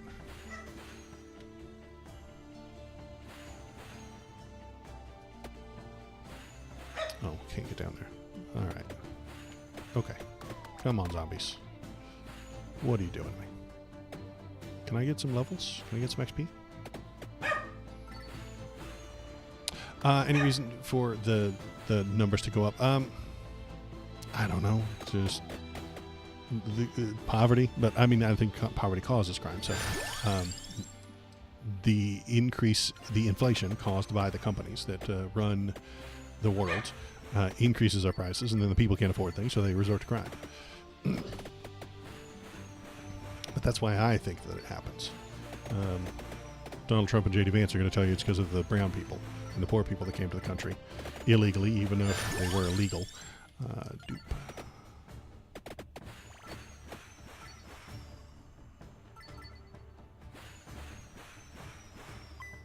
So yeah, numbers have to be understood and measured and try and figure out why. What the hell is that? Oh, it's a big skeleton. Okay, skeleton. Yes.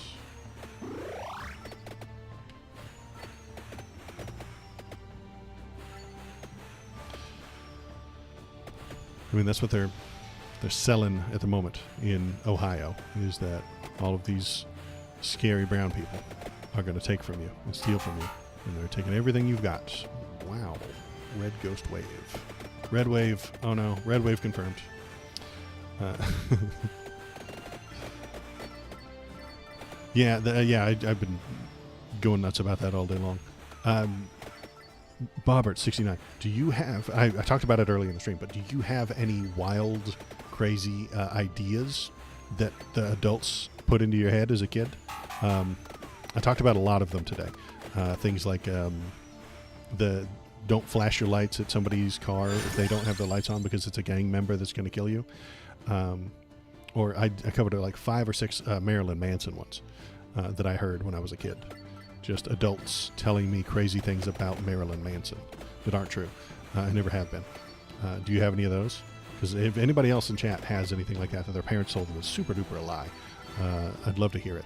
Small town hysteria is what I'm calling it. Ghosts. I need a wider open area to like fight these guys in.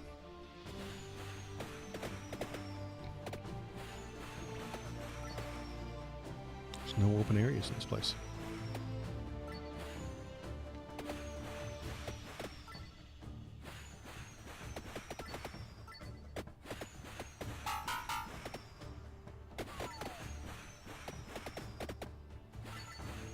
No, you didn't get any of those either, Carolinas? Okay. Your parents never told you wildly crazy things? Maybe it's just a southern thing. Maybe it's just a small town kind of thing.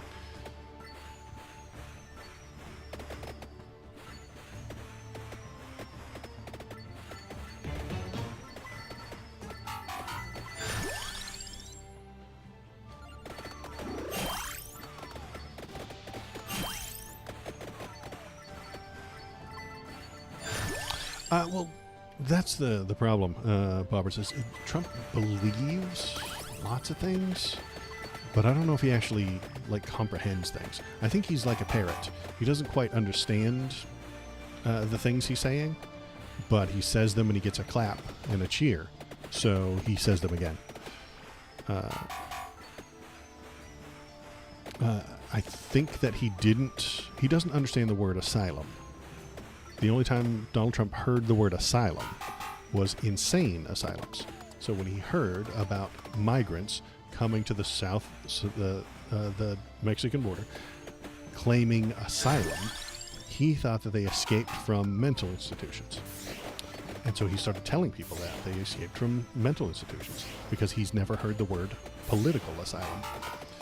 I think he misunderstands a lot of things. Exactly the same way. He just doesn't know how those things operate. He doesn't know how bills are passed. He said to Kamala during the debate, he said, "Why don't you go down to Washington and pass that bill right now?" Well, because bills have to start in the House, pass the House, get sent to the Senate, pass the Senate, and then signed by the president. He doesn't know that.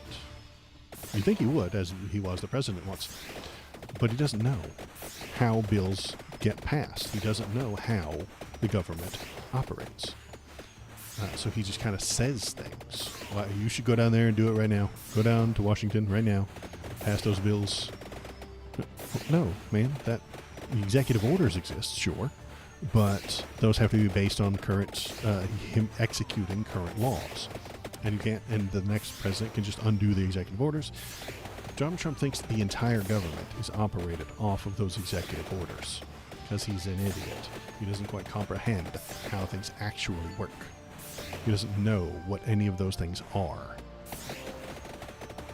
He doesn't know the difference between a bill, a House bill, a Senate bill, a proposed solution, or an executive order. He doesn't know what those are. Like the Dems turning illegal aliens into trans people in the prison. Right. He doesn't understand transition. He doesn't understand how transition works. So he misunderstands it. He creates a delusion, and then he spreads fear. Those are his things. I know I bring it up every damn stream, but the kitty litter thing is a perfect example. A teacher had kitty litter in a bug-out bag just in case of a long school lockdown and the kids needed to pee during a school shooter. That gets transformed into furry trans boys are peeing in litter boxes in your perfect little daughter's bathroom. It gets misunderstood, and then it gets the lie gets around the world before the truth can get its shoes on, and then Donald Trump talks about kitty litter in schools, and then spreads that fear. Yeah, then the illegal they're giving the illegal people trans medicine right now. No, I don't think that's happening. And even if it did, it's because it's part of healthcare. I don't think we should keep migrants, illegal or illegal, in care so long that they have time to do transition care. I don't think that's a good idea. We should figure out what to do with them quicker, easily. We should give them a path towards towards American citizenship. They are people. They are humans who deserve rights. And what we do is, if we were functioning properly, we would figure out what they need to do to become American citizens, let them know that, then make them do it. And if they succeed in becoming an American citizen, then they can be American citizens, and maybe we even charge them a fee for coming in illegally. I'm okay with that. The path to citizenship doesn't have to be free. It can cost you some money. It can cost you some tax revenue. I'm okay with that. I mean, that's part of a government, right? Collecting taxes is part of a government. And if you want to be a member of that government, you got to pay you got to buy your way in. I'm all right with that. He claimed that kids are going to school and getting sex change surgery at school. Schools barely have enough funding to keep the fine arts and lunch programs afloat. Yep, let alone patient gender reassignment. Exactly, Shinseto. Your beautiful child goes to school. They come back a few days later with a surgery. What? Why was your child at school for several days and you didn't know about it? How did they get a surgery that you didn't know about? He misunderstands gender ideology. He misunderstands transition. He creates a delusion in his own head of going to school and coming back with a surgery. And then he spreads that fear to you. That's his operation for every single issue. Misunderstand, delusion, fear. He misunderstands NATO.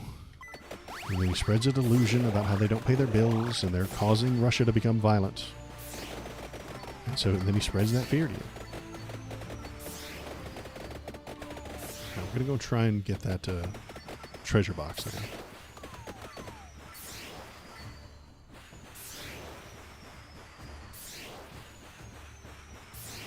Yeah, he misunderstands abortion, and as KBP said, keeps saying that the Democrats are killing babies after they're born. It's nonsense. He misunderstands it. He's created a delusion, and he's spreading fear. Maybe he thinks all the schools operate like boarding schools. You send them off and don't see them for months. Maybe. I mean, did his kids go to boarding schools? I don't know. Wouldn't surprise me if they did. They're rich people. That's what they do. Okay. This level's too hard. I'm losing. The cats. Thundercats. Killing me. KBP, I appreciate the cheer. Thank you very much, sir. Yeah, if you cheer in bits, we get to... wow. And did Biden's face appear up in the top? He's supposed to. Let me watch the replay. I'm watching the replay. Come on, replay. Come on, YouTube. YouTube's always behind by a second. I appreciate that. Thank you, sir. Yeah, he did. He appeared. Because it's not often that I get the bits, so I got to make sure that the thing is functioning. Because TTS is not functioning today, which makes me sad. All right, let's try again. Forbidden Peaks. Here we go. Yeah, we're doing that. Yeah, it didn't show up. Okay, good. Because I'm now that TTS isn't working as I intended it to, it's making me nervous that nothing else is working. And that makes me sad. So I worked so hard on them. I don't get the choice. All right, we're going to take the cross.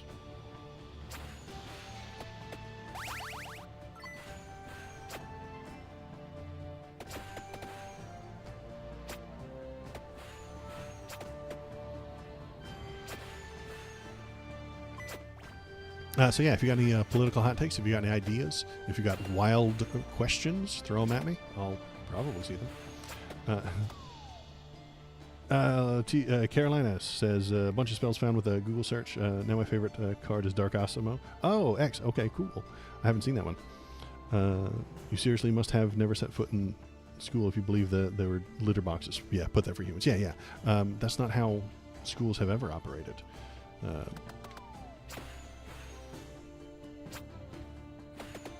But it's the woke teachers.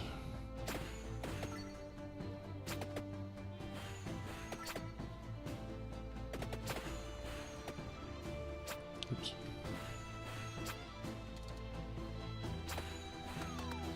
All right.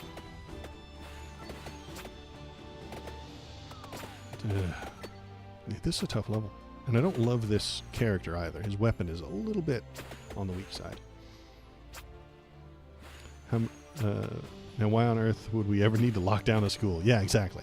Why would a teacher ever need to worry about people peeing their pants after being locked in a room for 9 hours?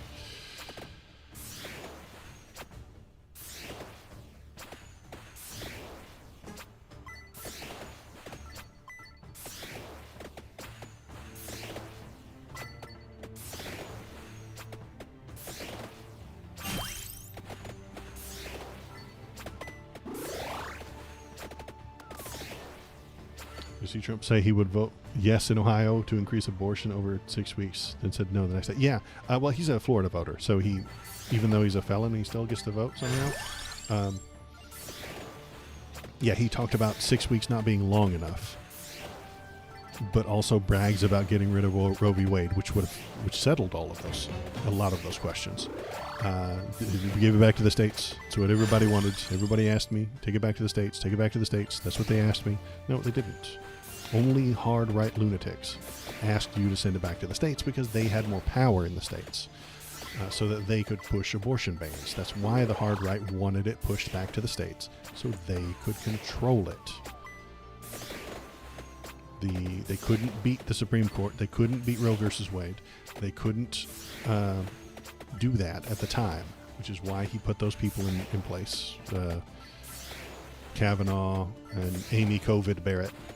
That's her name, Amy Covid Barrett, because at her inauguration, exciting, fun party in the Rose Garden, she gave the president, or somebody there gave the president COVID.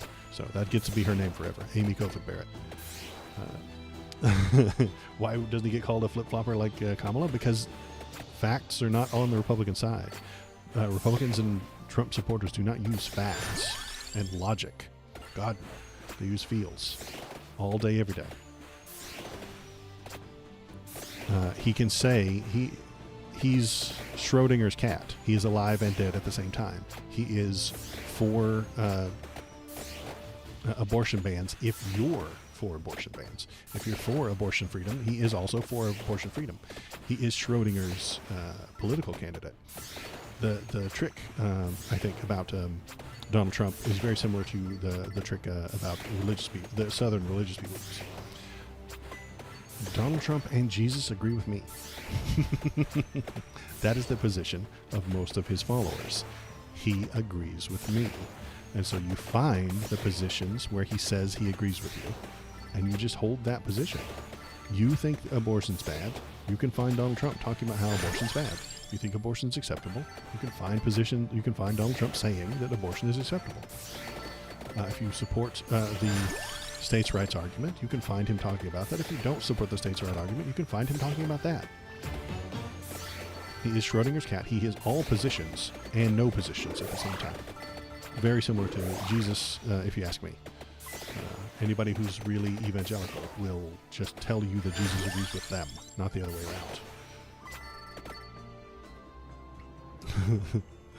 around. Because we too high to go low rhetoric. Yeah, maybe. Well, I really do think it's that his fans think he agrees with them. And you can find him saying that he agrees with them if you look. That weapon's going to kill me. Alright, let's get...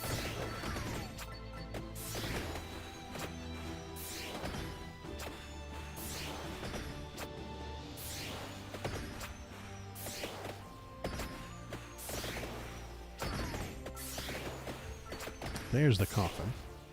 Okay. I might be getting a cold. I don't want a cold. I have important shit to do.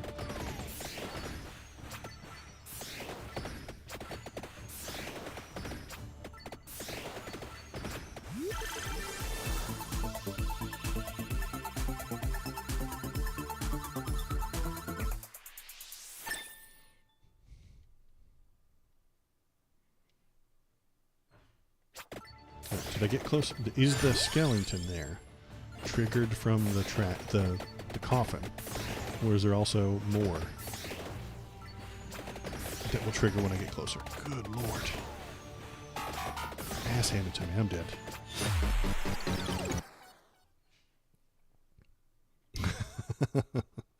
That's true, Shinsedo. If you're too mean to him, you get called. Everybody tells you have Trump derangement syndrome, and you need to apologize. It's your problem.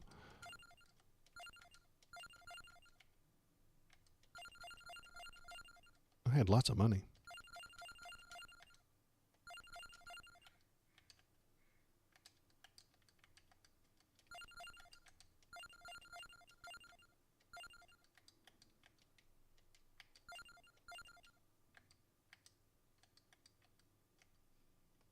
Okay, let's try again after we've powered up. When Kamala does, she's not perfect. Yeah, it is definitely two different standards. It's not a double standard, it's two standards. Which is, I know, semantically it seems the same, but there's one standard for Trump, there's one standard for Kamala. There really is. The Democrats tend to be the integrity party. If a Democrat breaks the rules or breaks the law, I won't support them anymore. If Kamala used presidential immunity, if Joe Biden tried to do something illegal and used presidential immunity, I wouldn't stand for it. I would tell him not to do that, and he would lose support. But if Donald Trump uses that presidential immunity, they'll just claim that it's right and proper, and that's the way it ought to be. And then if it pisses me off, then they'll just win twice. Not only did he use the presidential immunity to get what he wanted, it pissed off the libs. It triggered the libs. So it's a double win in their eyes.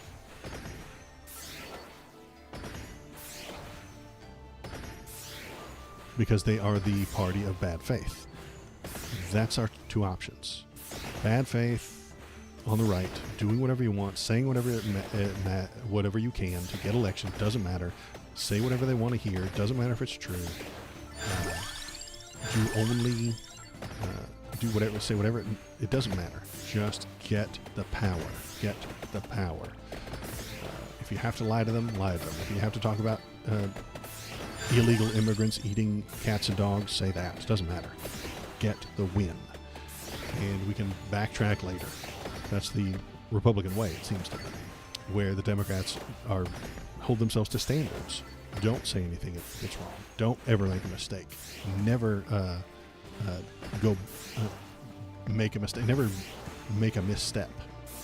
That's just the way it seems to me. That we have a party of integrity that will abandon you if you ever make a mistake, and a party of bad faith that will lie to you all day long. I mean, we've abandoned what's his name, Bob Menendez, because he actually committed crimes. Al Franken got tossed out as a Democratic senator for making a dirty joke 20 years earlier. Maybe it was 10 years earlier. And then have the SCOTUS change the rules before consequences can come due. Exactly. If they're bad faith, they will just change the rules afterward and make it so that wasn't illegal. Do I think Trump is Hitlerian? I think he's an authoritarian surrounded by fascists.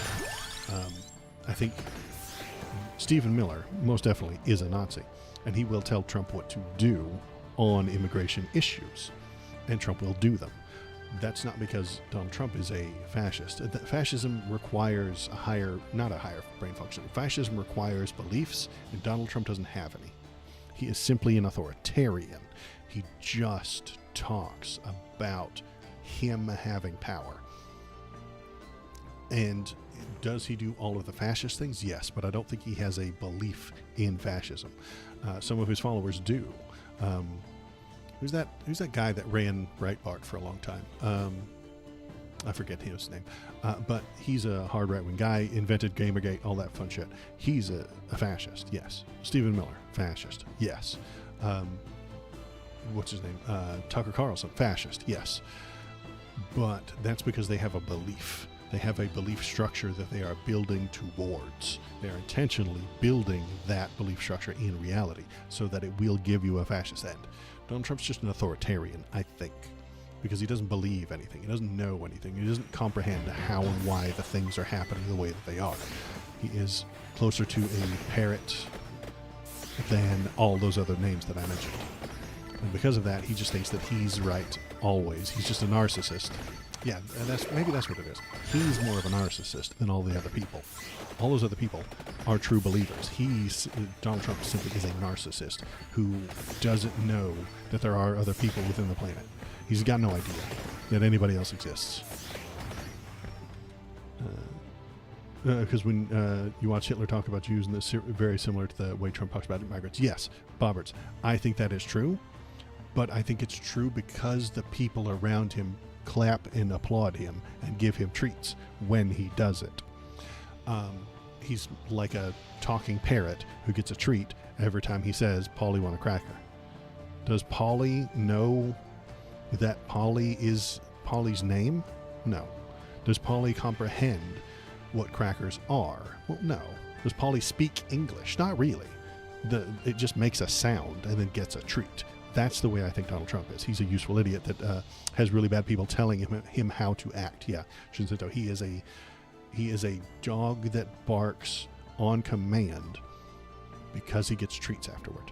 And the treats for Donald Trump is clapping adoration and people respecting him and saying that he's such a smart, super genius, cool guy.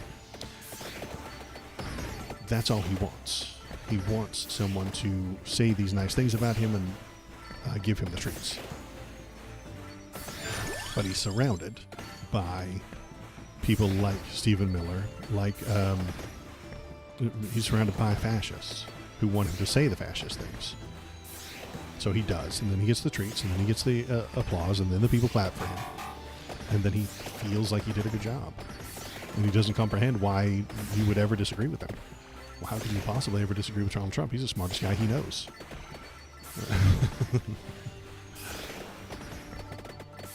So that's why I often refer to him as a authoritarian surrounded by fascists.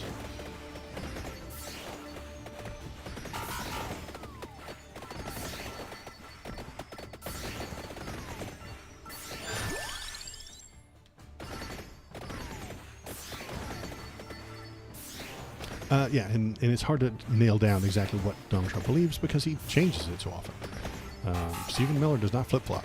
He will dog whistle. He will act in bad faith, sure. The people who support the Laura Loomers and stuff like that will dog whistle and stuff like that. They don't change their beliefs. They don't flip-flop. They'll hide their power level, but you can usually tell that they're doing that.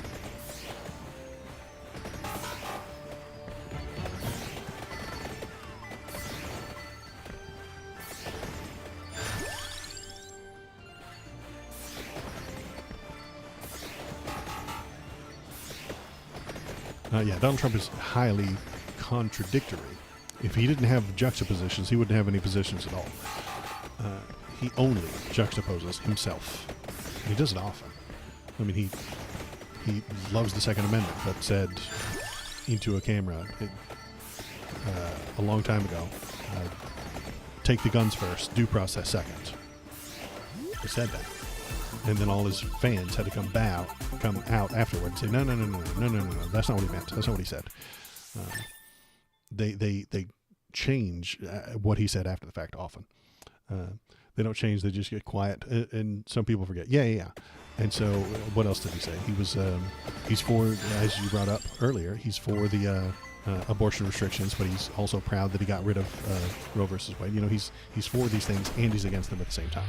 So he doesn't have any beliefs. He doesn't have any ethics, any structure, any principles.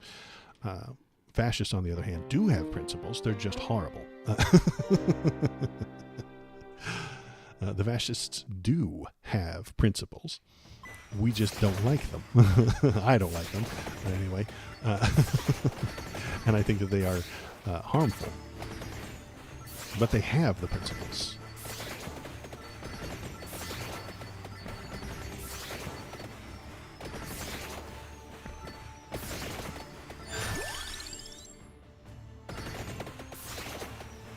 How do I get down there?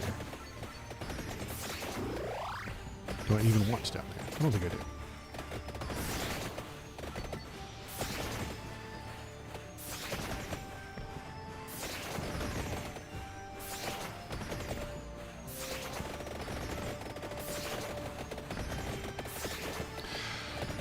At the moment, no. I don't think there will be another debate. Again, more contradiction. Donald Trump won the debate against Biden and then immediately demanded another debate because that's what you do when you win a debate. But Donald Trump won the debate, according to him, against Kamala, and he doesn't want another debate because that's what losers do, is demand another debate. Winners demand another debate against Joe Biden, and losers demand another debate against Trump. He is, again, in a juxtaposition.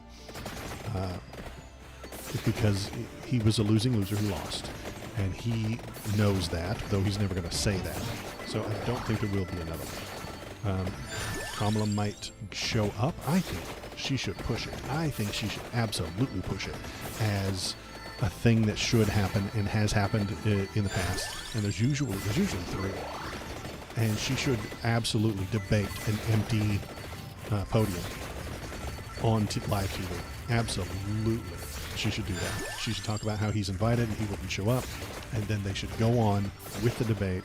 Moderators, her standing there, arguing with an empty podium. Chef's kiss. It would make him look weak. It would make him look stupid. He misses Biden. It is true. He does miss Biden. He really wants to run against Biden. Taylor Swift should write a breakup song. I'm telling you, she should write a breakup song about Biden breaking up with Trump. And it would just be a silly little gaffe, but the people would pay for it. The people would be excited about it. The TikToks would go nuts singing about it. And we'd get Twitter mashups of the two of them and set to sad music and stuff like that. It would be a good time, I think. Well, maybe a lookalike, Bobbert. I think I see what you're going for there. They could just get somebody to read Donald Trump's tweets. You get some slightly famous person to just read his tweets. But then they would, the right would say, the Fox News would say, oh, well, she's just picking them, she's cherry picking the worst ones. She's misunderstanding. She's putting them out of context, all that fun shit. I think she should just show up against an empty podium and say, Donald Trump chose not to be here tonight. He does not care about you. He should not be taken seriously. And I'm here for you. He's not going to talk about you. He's just talking about himself. He's dodging this to help himself. You know, she could lay it on thick, I think, and it would be fun to watch. And I would watch it. I'm going to live stream. I live streamed the last 2 days. I'm going to live stream this one. It would be fun. How's it, mate? Yo. Thanks for coming in. Give us a political hot take. Get us. Or not. That's okay, too. I don't tell you what to do. He'd probably live tweet the same nonsense he would say on stage. Yeah.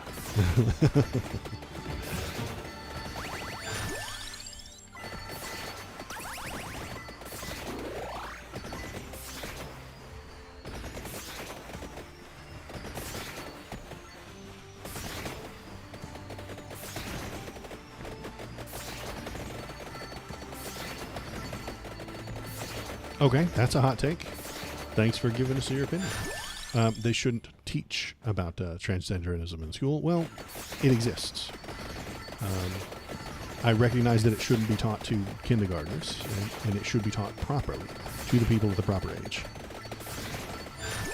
I don't think that anyone on the Republican side of the government or the Democrat side of the government knows what age that is or how to teach it properly. You need educators who have gone to college and learn how and when to teach children certain things to make that decision, not the government. The Republicans often suggest to me that they want the government to pick and choose what the schools don't teach. That's a terrible idea. The schools should pick and choose what they teach. And those decisions should be made by people who are educated in educating people. I don't know how to spot weld, so I shouldn't be teaching you how to do it. I shouldn't be explaining it. I shouldn't be talking about it.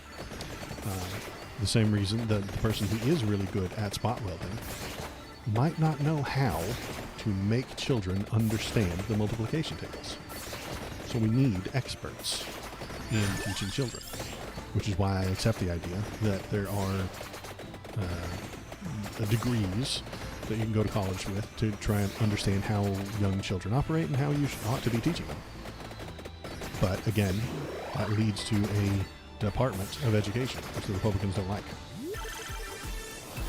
What age is old enough and what is teaching? Should they say there are people who think that they are opposite sex, or should they teach it in fact and say these people really are the opposite sex? That's for the experts to decide. Yeah, Bobbers, you're right. That's for the experts to decide. At the moment, transgender people exist. I know that, I recognize that, and I understand that they do exist. What we have to do is, in school, if that subject comes up, you explain it, probably I would say to high school kids. That's my guesstimate. My off the cuff from my gut, but I am not a childhood educator. I do not have a degree in childhood education. If an entire department filled with childhood educators through trial, error, understanding, and experimentation have suggested that they ought to teach that at 7th grade, then I would accept that. I would say, okay, these people that we trust, who've gone to college to understand those things, are suggesting that it should be done at 7th grade. And then it would be done at 7th grade. Okay, so who are these experts, and why should I trust them over my own opinion, especially on things that aren't based on physical reality, but are about morals and ideologies? Excellent question. Morals and ideologies are complicated. They are difficult. They fall into ethics. What is ethical? What isn't? Sometimes these things get difficult. So you have to find the people who are educating themselves on these issues. And then create a government department. That's why I accept the Department of Education as a thing that our government ought to have, a Department of Education. And then you fill it with people who are educating or educating themselves about education. It's a difficult place to be. It's a difficult thing to put together. You can't, and I can't take the regular person's opinion on this. I can't. I'm sorry. If the Department of Education says X and parents in Mississippi say the opposite of X, I'm going to accept the Department of Education's answer, because they're educated on educating people. That's what they think about all the time. If an auto mechanic said one thing to me, but my cousin Ray Ray said something different, I would trust the mechanic over my cousin Ray Ray. I mean, that makes sense to me. If some guy says a woman is an adult human female, the other guy says a woman is anyone who calls themselves women, why should experts or scientists get involved if it has nothing to do with it? That, you're getting into definitions now. Definitions are cultural. Definitions aren't set in stone. They never have been. Our English language changes all the time. Society changes all the time, and definitions are a tool to help us understand things, not a set-in-stone law. Definitions of words are not controlled by, set in stone by the universe, by the laws of physics. That's the discussion, right? What is a woman? Conservatives and progressives disagree. Yes, I agree. They do disagree at the moment. And I'm on the progressive side. A woman is anyone who says that they are a woman. That's it. Is that circular? Yes. But if you really get down to it, all definitions are circular. It's the same for chairs. I mean, if I sit on a beer cooler, is it a chair? Well, no, but I'm sitting on it. I often use the example of a spool. You know the big wooden spools that have giant cables around them? I've been to many bars that have those spools turned sideways, and they put beer on top of them. I go in there and I lean my elbows on a nice giant wooden spool, and then the waitress brings me a beer and garlic fries. Now, is that a table? Well, yes, because I'm leaning against it, I'm drinking beer from it, and it's got garlic fries on it. It's a table. But is it actually a table? No, it's a giant wooden spool. So, definitions can change depending on the circumstances. Is it a table? Yes. Was it? Did it used to be a spool? Yes. Definitions can change. If you don't sit on it at all, it's physically, you can't even sit on it. Only some guy, it's chair. Yeah. So that as the definitions, as the situation changes, you can update your definitions. Definitions are not rock solid. They can change with different circumstance. So one circumstance, that was a spool. When it held cable, it was a spool. When the beer cooler holds only beer, it's a beer cooler.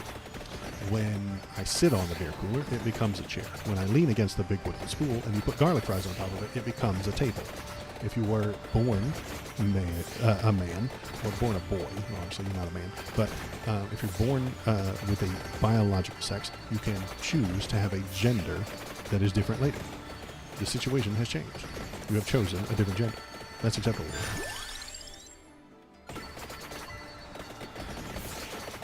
Gender and sex are two different things. Gender is a societal thing. Sex is a medical thing.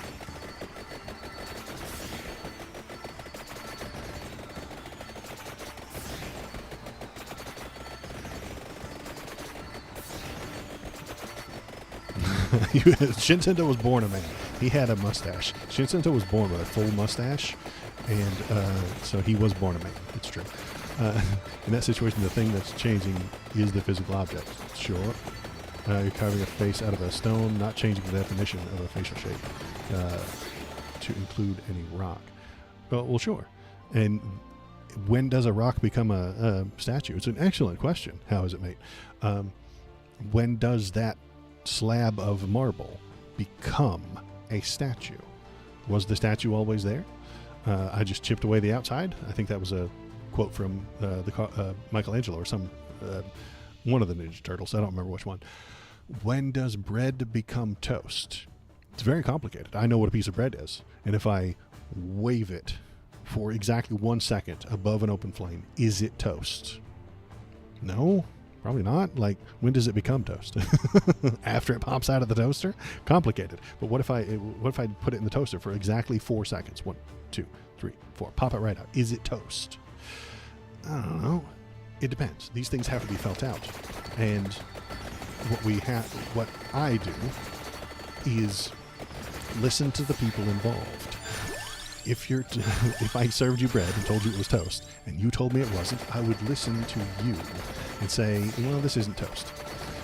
If you told me your statue was, if you knocked 4 pieces of rock off of a mountain and said it's a statue, I'd be like, okay, well, like, I'm looking at it, and it just still looks like a rock. It doesn't really look like a statue. You have to trust the people involved. The people involved in the transgender situation are people who are saying, I don't want to be that gender, this is the gender that I want. So I'm going to listen to them and take their word for it. Because it doesn't actually bother me that much. If we get back to your original question, which is about discussing it in schools, we need educators to tell people the right thing at the right time. The transition point of when it becomes another definition is vague. Yeah, and by the definition of the word solid, if you claim a piece of bread, for example, as toast, but never touch the toaster, you're objectively wrong. Fine. I mean, yeah, if I just gave you the bread right out of the package and told you it's toast, you would have a really good argument for it saying it's not toast. So if I told you I was a woman, I would be that plain piece of bread that has not gone through the toaster. So, because I'm not doing any work towards transitioning, I am not a trans person. I have done no effort. I've put no effort into transitioning to a different gender. But how much effort is necessary? If you've put some in, I'm going to respect it. If you pass the toast over the flame for 1 second and tell me it's toast, fine. It's toast. If you paint one fingernail red, is that enough to transition? No, but if you told me it was, I'd say, okay, fine. If I met a trans person who just painted one pinky red, is that transition? It's not very much transition. That's 1 second. That's toast over the flame for 1 second. I'd be like, okay, are you still working on it? It's a transition. I assume you're going to do more. Maybe they're just getting started. The definition is a person that wants to outwardly express themselves as they feel is right for them. You don't have to accept it. That's on you, but we have the right to exist. Yeah, they have the right to exist. And I don't think it harms us quite as much as the Donald Trumps and the J.D. Vances will tell you that it does harm us. I'm not worried about that. That's not something that's super important or dangerous. So why does this only apply to men and women? It doesn't. It applies to everything. I want to identify as a baby and put an effort to transition to buying a diaper and getting surgery to make my face look young. I will objectively be a baby. If being a baby isn't a societally accepted thing, like, I mean, yes, babies exist, sure. But if you want to transition to be more baby-ish, I support you looking a certain way. I support your spending your time talking like a baby, but if you started doing baby talk and drinking milk and doing stuff like that, that's a choice that you can make.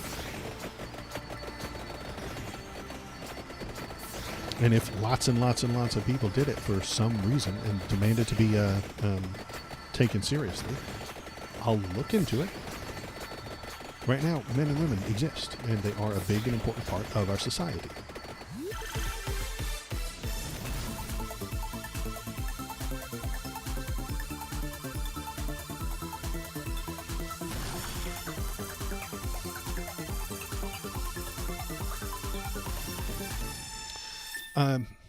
How's it made? The baby is more of a biological thing than man and woman. Man and woman is strictly social. Baby is not social. A social category.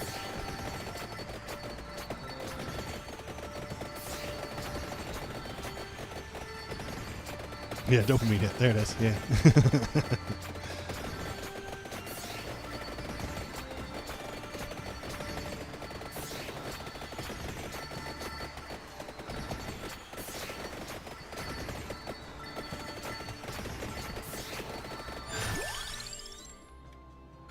Very similar to furries. I think that's close to what you're getting to. How is it made? Is a person who says they're a cat? No, I don't think so. Cats are not a social class. You know? Cats are not a social situation. Cats a biological situation.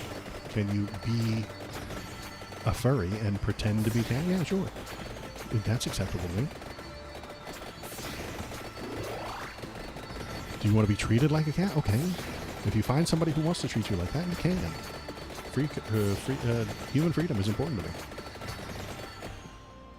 me. I mean, why though? You say man and woman are strictly social because they are at the moment, unless you can convince me otherwise. But most of this earth will disagree and say that it's strictly biological, and they would be wrong. So why is it different? Being a baby has social aspects. Sure, there are social aspects for how you treat babies. So just like splitting sex and gender, why can't we split age and race into two different categories, social and biological? Why is one more valid than the other? The social stuff is what we choose to make of it. The biological stuff is stuff we can't choose. You don't choose the hormones that were washed over you before you were born. You can choose how how you act within society. You can choose to act like a cat, but you cannot choose how many chromosomes you were born with. You can choose to wear a furry costume, but you can't choose to be born a feline. You can't choose to be a baby. You can choose to look like one. You can choose to act like them, sure. So that's your societal side. But being young and then aging isn't a choice.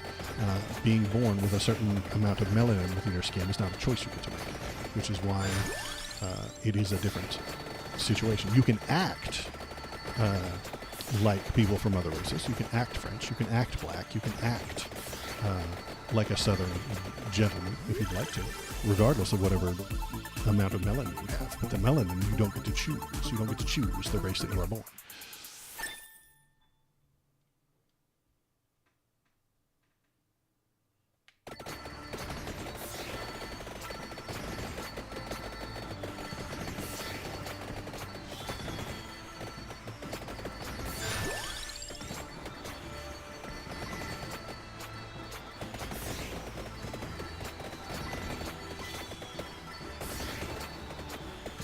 Why is one more valid than the other?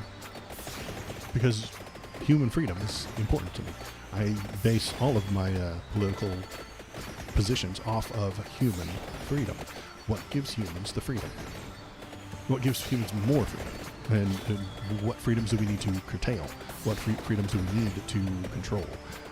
I don't want you to be free to murder anyone you want. That is a freedom, but I don't think it is good because it harms other people's freedoms. So that's where I base all my politics on. There are certainly social aspects to race and age. There are no objective reasons. Well, they don't have those social aspects could change, and they don't have to be there. We could change those social aspects if we wanted to about race and age. There's no objective reason. I agree. Why babies play with alphabet cubes and wear diapers. Well, there is an objective reason why they like bright colors and blocks and wear diapers. Yes, there is. There's an objective reason. They cannot control their bowels. They cannot control their urinary functions. They cannot stand in front of the proper place to urinate and urinate yet. They are babies. They have to wear those diapers, or else they'll just pee all over the carpet. If I go to some other country with different culture, they would be playing with sticks and be naked. Yeah, entirely possible. So there would be a cultural part of being a baby. That's a biological adult. Play with alphabet cubes and wear a diaper. Be a baby, why not? You're free to do so, but that's the societal bits. Those are societal bits. Wearing a diaper, it has a purpose to catch the pee. If your babies are, if you go to South America and you find those tribes that have never seen the outside world, and they're just sitting in the dirt, pissing on themselves and playing with sticks, is that slightly different than our culture where they play with blocks? Yeah, but they're still playing with things, and they're still incapable of controlling their bodily functions. So their society has chosen to just throw the kids outside, I suppose, so they don't get poop in the house. I don't know, I guess. But there's a reason for it, and we can understand those reasons. So I can be a baby socially and have my social age on my passport. No. I can be a baby. Can I be a baby socially and have my social age on my passport? No. Social, if you want to identify as an other type of a non-male, non-female, I could understand that. I'm a gender abolitionist. Abandon all gender. Get rid of all of them. That's a little bit too far for most people to go. Do whatever you want. Do whatever makes you happy. That's acceptable to me, as long as you're not hurting anybody else. I would have no gender on those passports and stuff like that, but that's just me. But that's too far for a lot of people. We're not there yet. We have to baby step towards that. We have to baby step towards that. Wink, wink, nudge, nudge. Let's baby step towards that. Another example, if I grew up in a black neighborhood and socially act black, can I socially identify as black? You can socially identify as that if you like. That's fine with me. We used to call Irish people black.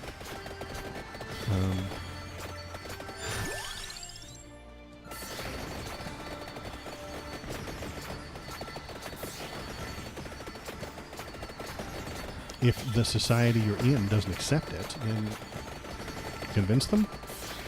If people get mad at you for doing that, then try and explain to them how it's a social construct. Most of our stuff is social constructs. And if there's some reason the people around you aren't accepting the social construct that you would prefer, find different people. But recognize that those are social constructs. If you don't have that melanin in your skin, then you call yourself black. You would have to be suggesting that you are culturally black, and that's acceptable to me. Saying you're culturally black, but if you told me that was your race, I wouldn't agree with you.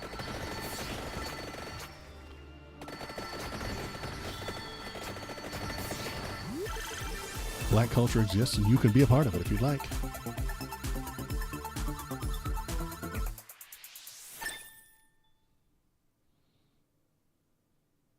I come to Tokyo, I know a whole entire hotel dedicated to your baby. Fetish. All right.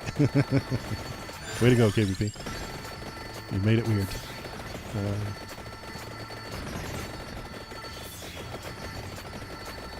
Culture is what we make of it. Culture is whatever we want it to be. Culture is whatever, as humans, we all agree is good and beneficial and right and proper. Are we going to disagree over those things? Sure. We're always going to disagree over what's best for culture. And that's okay. That's why we need to discuss the things. And that's why we need to discuss the things without calling for pogroms against the people you dislike. That's why we need to discuss the things properly, safely, in social media, and on TV, and in the media, and on streams, so that we can all become better. This society could get better.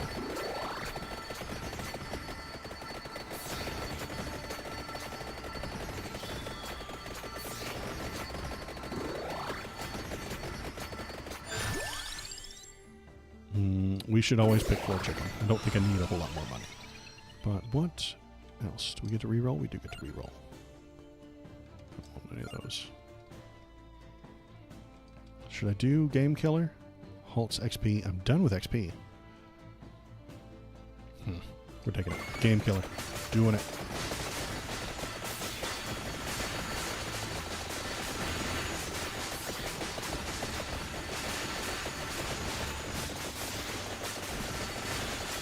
So, if black can mean any race, no, it doesn't mean any race. It has a couple of different meanings. It has a social meaning and it has a cultural meaning. I mean, it has a cultural meaning and it has a race meaning. What makes African culture more black culture than Chinese culture? Doesn't that just remove all the valuable meaning for a word? Yeah, Pop Rock's the video game. Good call. There is a black culture and there is a black race. You could be technically more accurate by saying an African race and stuff like that, but in America we usually pick and choose the words. We use the word black to describe both. Which are you discussing at any given moment? Are you discussing certain specific black music? Well, then you're talking about culture. Are you talking about specifically the way that the people of that skin color have been treated? We're discussing culture and the racial background. Jewish is a very good explanation for this as well. There is a Jewish culture, there is a Jewish race, and there's a Jewish religion. And it's all three. It can be all three. And the problem comes when you start... is that complicated and difficult? Yes. But humans are complicated and difficult. There is a Jewish religion, there is a Jewish culture, which you don't have to be a part of the religion to do. You can... and there is a Jewish race of people who are born to certain bloodlines. It's all three. And the same applies to black. There is a black bloodline. There is a black culture. Not so much a religion because they aren't specifically like a religious minority or anything like that. So I would say it's two elements.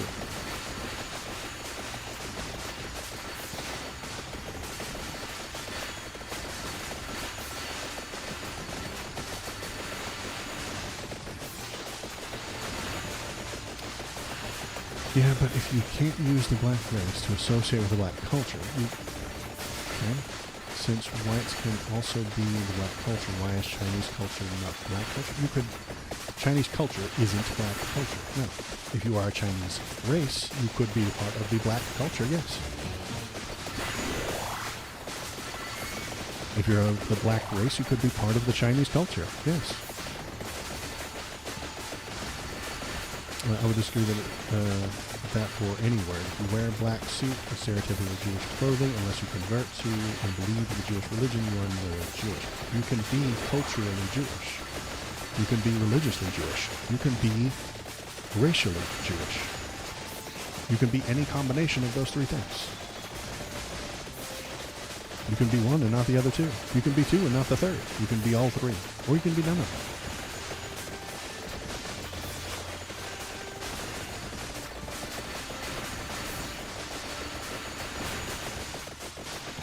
You could be born to a Jewish mother, choose not to follow their religion, and not follow any of their cultural practices. You could do that if you wanted to. You could be born to a Chinese family and choose the Jewish religion. It's very difficult, and I would imagine that very few people do, but it's entirely possible.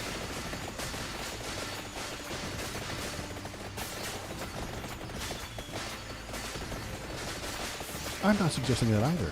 How is it made? If you are only doing Chinese culture as a white man, you are not racially Chinese. You are culturally Chinese. You can be culturally Jewish and born in China. You're a part of the culture.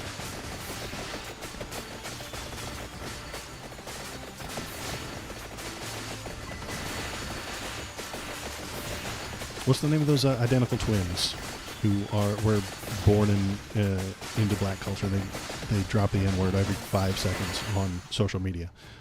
I forget their names. The something twins. Oh God, what happened? Oh geez, my computer stalled as millions of creatures came onto the screen, only to be murdered immediately.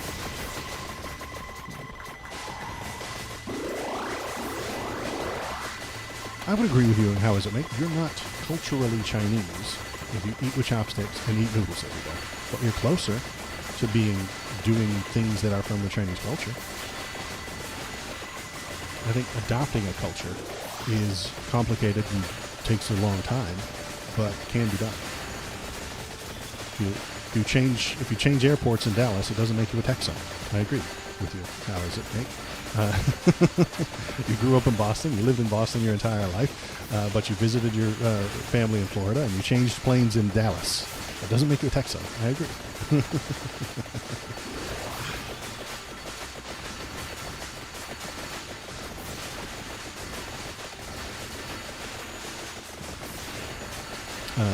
I once changed planes in Boston one time. No, it was Chicago. I changed planes in Chicago. Have I been to Chicago? No, not really. I never left the airport. That doesn't make me from Chicago. It doesn't make me part of Chicago culture, you know?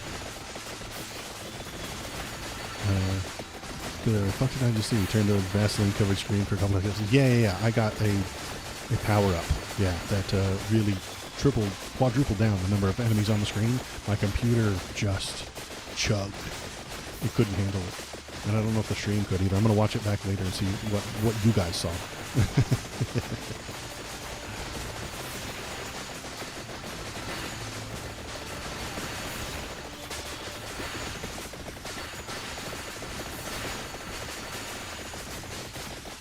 Culturally is acceptable for a majority of people to carry tools of death such as firearms, but not everyone agrees, so we find the middle ground. Yeah, good point, KVP.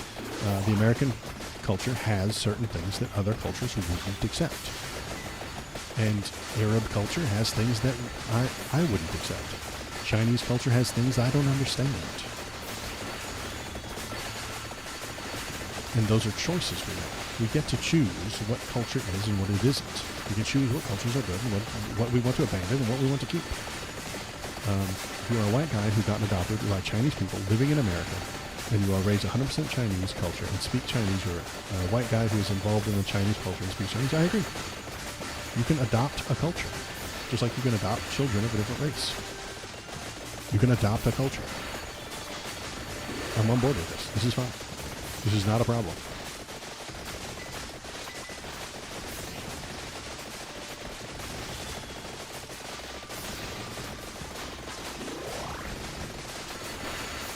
And if we adopt a culture, now here's the progressive line, here's where the progressives come in. If we adopt a culture where gender is not tied to certain clothing and certain actions, everybody gets to be free to do whatever they like. This is gender abolitionism. He wants to end having painted fingernails being tied to females. It is a social construct that we get to choose. But with the black example, you said that the white guy could be black socially? Yes, he could be black socially. He could have, a white person of the white race could adopt the black society. Yes. Socially. He would be within the black culture, yes. Where are you, Reaper? Where's the Reaper? There he is. He's coming to get me. Frozen. Hey kid, what's up? Hello. You got any hot takes for us? I don't care for The Godfather. Oh, why? I didn't watch it, no. All right.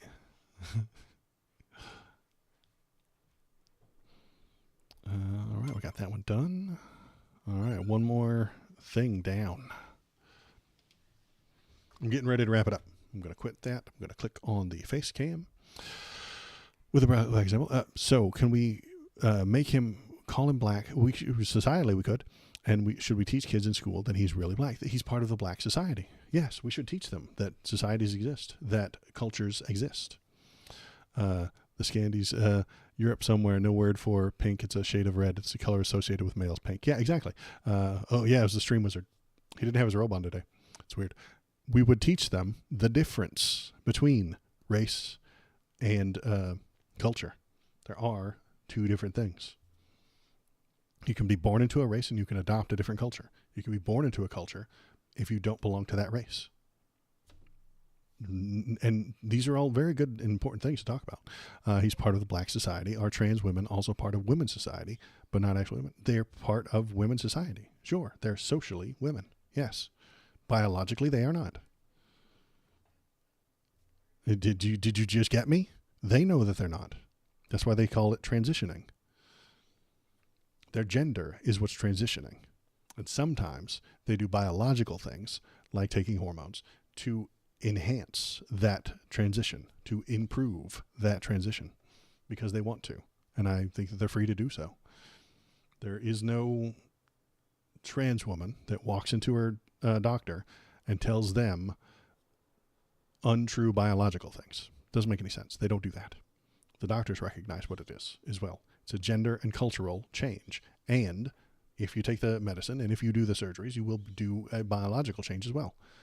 If being part of Chinese society doesn't make me Chinese, why does being part of a woman's society make me a woman?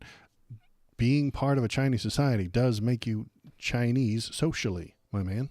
What part of that are you not getting? If you were born in Africa, but you were adopted by a Chinese family, you would be socially Chinese. You spoke the language, you ate the noodles, you celebrate all the Chinese holidays. You would be socially Chinese, biologically African. And if you told me you were Chinese, I would accept that. If this hypothetical person said to me, I'm Chinese, I would accept that from them. I would. And if a person who is born male transitions to socially female, or socially woman, tells me that they are a woman, I will accept that. That's all there is to it.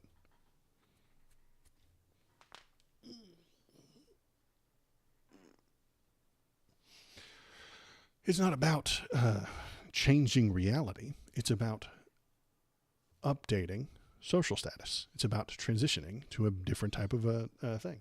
It's about changing the way you want to be in society. So this is really how you act with anything. How about species? If you told me there was, I talked about that earlier. I wouldn't respect you telling me you were a cat.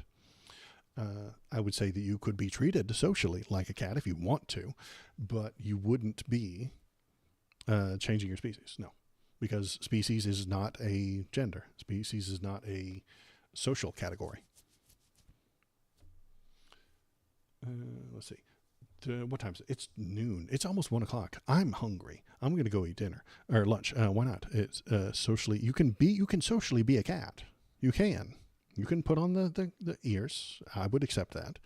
If you wanted to surgically alter yourself to be more cat-like, I would even accept that if you're not harming anybody.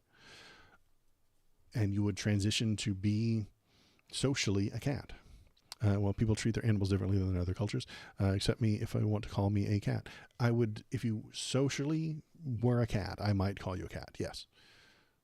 You can socially be a cat and you can biologically be a cat. If you wanted to push yourself towards socially being treated like a cat and biologically, you're getting ears grafted onto your stuff, you're getting your teeth sharpened, you're changing the way your eyes look surgically, and you asked me to be a cat, I would respect you. I would respect that change that you are trying to make.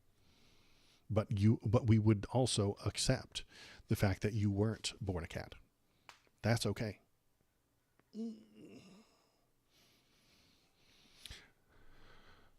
Trans women are women, but they weren't born female.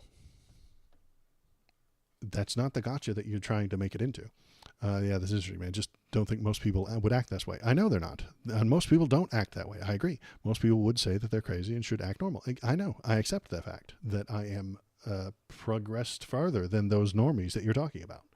That's why we call them progressives. That's why I would suggest that I am a progressive. I am moving forwards rather than looking backward towards the past. Lots of good questions and lots of good stuff. I agree. I appreciate you being here. I really do. At least you're consistent. Most of the time with LGBTQ people, they say that animals or age goes into... right, because they haven't worked it out. Maybe. If they're saying age is a construct, it's not. Biological age exists. Age is not a social construct. It's not. The number we attach to it, you could tell me that if you live on Pluto, you're only one because Pluto's only gone around the world one time, but you've existed for 200 years. Again, that's the constructive part. Biological age for humans at the moment is not a social structure. Birthdays are. Eating cake and putting on a hat and singing that song is all social, you see. The trick is to comprehend what is social and what isn't, and what we do about them, and what is good for people, what is bad for people. What's good for people is giving them the option, giving them freedom, giving them the choice. What's bad for people is forcing them into roles that they were born into and had no chance against. Like categories like child in cultures, they have different age limits and what they call a child. Yeah, exactly. And different traditions and customs for kids. Yeah, for sure.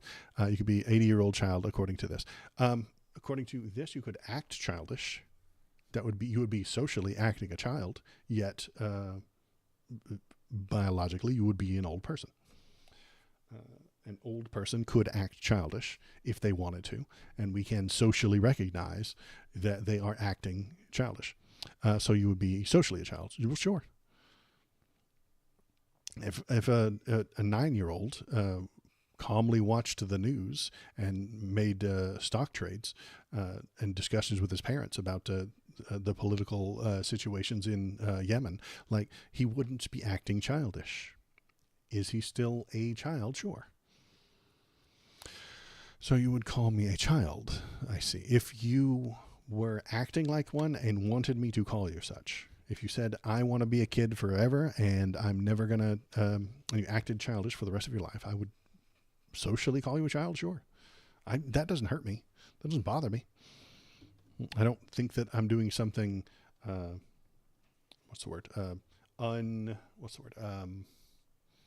not doing something illogical here. If you act childish and you want to be called a child and you take steps to become a child and tell me you want to be called a child, I'll call you one. It's fine. I don't care. How does someone desire to associate with that category? Yeah, exactly. You can choose the categories you want to be a part of. If I never turned on this camera, but I told everybody I was a live streamer, that would be weird, right? If I didn't get bots every few minutes, if I think you act like a woman theoretically, why can't I identify you as a transgender woman against your will? Well, because this is all about self-identification. Self-identification is the name of the game. If you choose to act like a child, if you choose to say that I want to be a kid forever, you can act like it. That's fine. And if you want people to call you a kid, you can. If you just act slightly womanish in one situation, someone forces that on you, that's why you should abandon gender. You've now suggested that this person is acting a certain way, and that certain way is most closely aligned with people who have been female in the past. So you would be forcing something onto them. It's not a good thing to do. Why does their own opinion matter more than mine? Why does my opinion about me matter more than your opinion about me? You should concentrate on that. That's a pretty easy answer. Because I'm me, you see. And what I say about me is always going to be more informed than what you say about me. Right? I have been with me for a very long time. You have not been with me for a very long time. Yes, I think if you're attractive, I can decide that, not you. Who's talking about attractive? Now you're going off the rails. I'm going to go eat lunch. I appreciate you being here. How is it, mate? Thank you for coming. Thank you for being here. I got to call it off for today, though. It's 1 o'clock. That's way past my normal stream time. I usually would have knocked off an hour ago. But I was playing a game, and we were having a good conversation. I appreciate you being here. Thanks for coming. I think you became a follower. That's always nice. I appreciate that. I will be back on Monday night to read the headlines, feel all the politics together. In the meantime, feel free to hop into the Discord. I have a Discord you can look at, and we can argue off stream. Go to that Discord right there. There's lots of people in there that can debate things with. It's very fun. It's very interesting. Go there if you want to debate with people. Or you can go to the YouTube page and watch all my YouTube stuff. Y-O-U-T-U-B-E. Why isn't it popping up? Let me try again. There it is. Thank you, robot. You can go there, watch old videos. You can smash the subscribe button, fondle the bell, break the thumbs up, and attack people in the comment section. It's a good time. It's a very dangerous place over on YouTube. So hop over there. Tell me what you're thinking. Tell me what you're feeling, by all means. And I will be back on Monday night, 7 o'clock PST, West Coast time. And we'll look at the news, and I'll look at that other thing that the crime data that just came out today. So somebody else suggested that I look at there was a crime report that came out today. So I'll look at that, feel it out, see what's going on with it, and we'll talk about it on Monday. That's it for me today. Thanks for coming.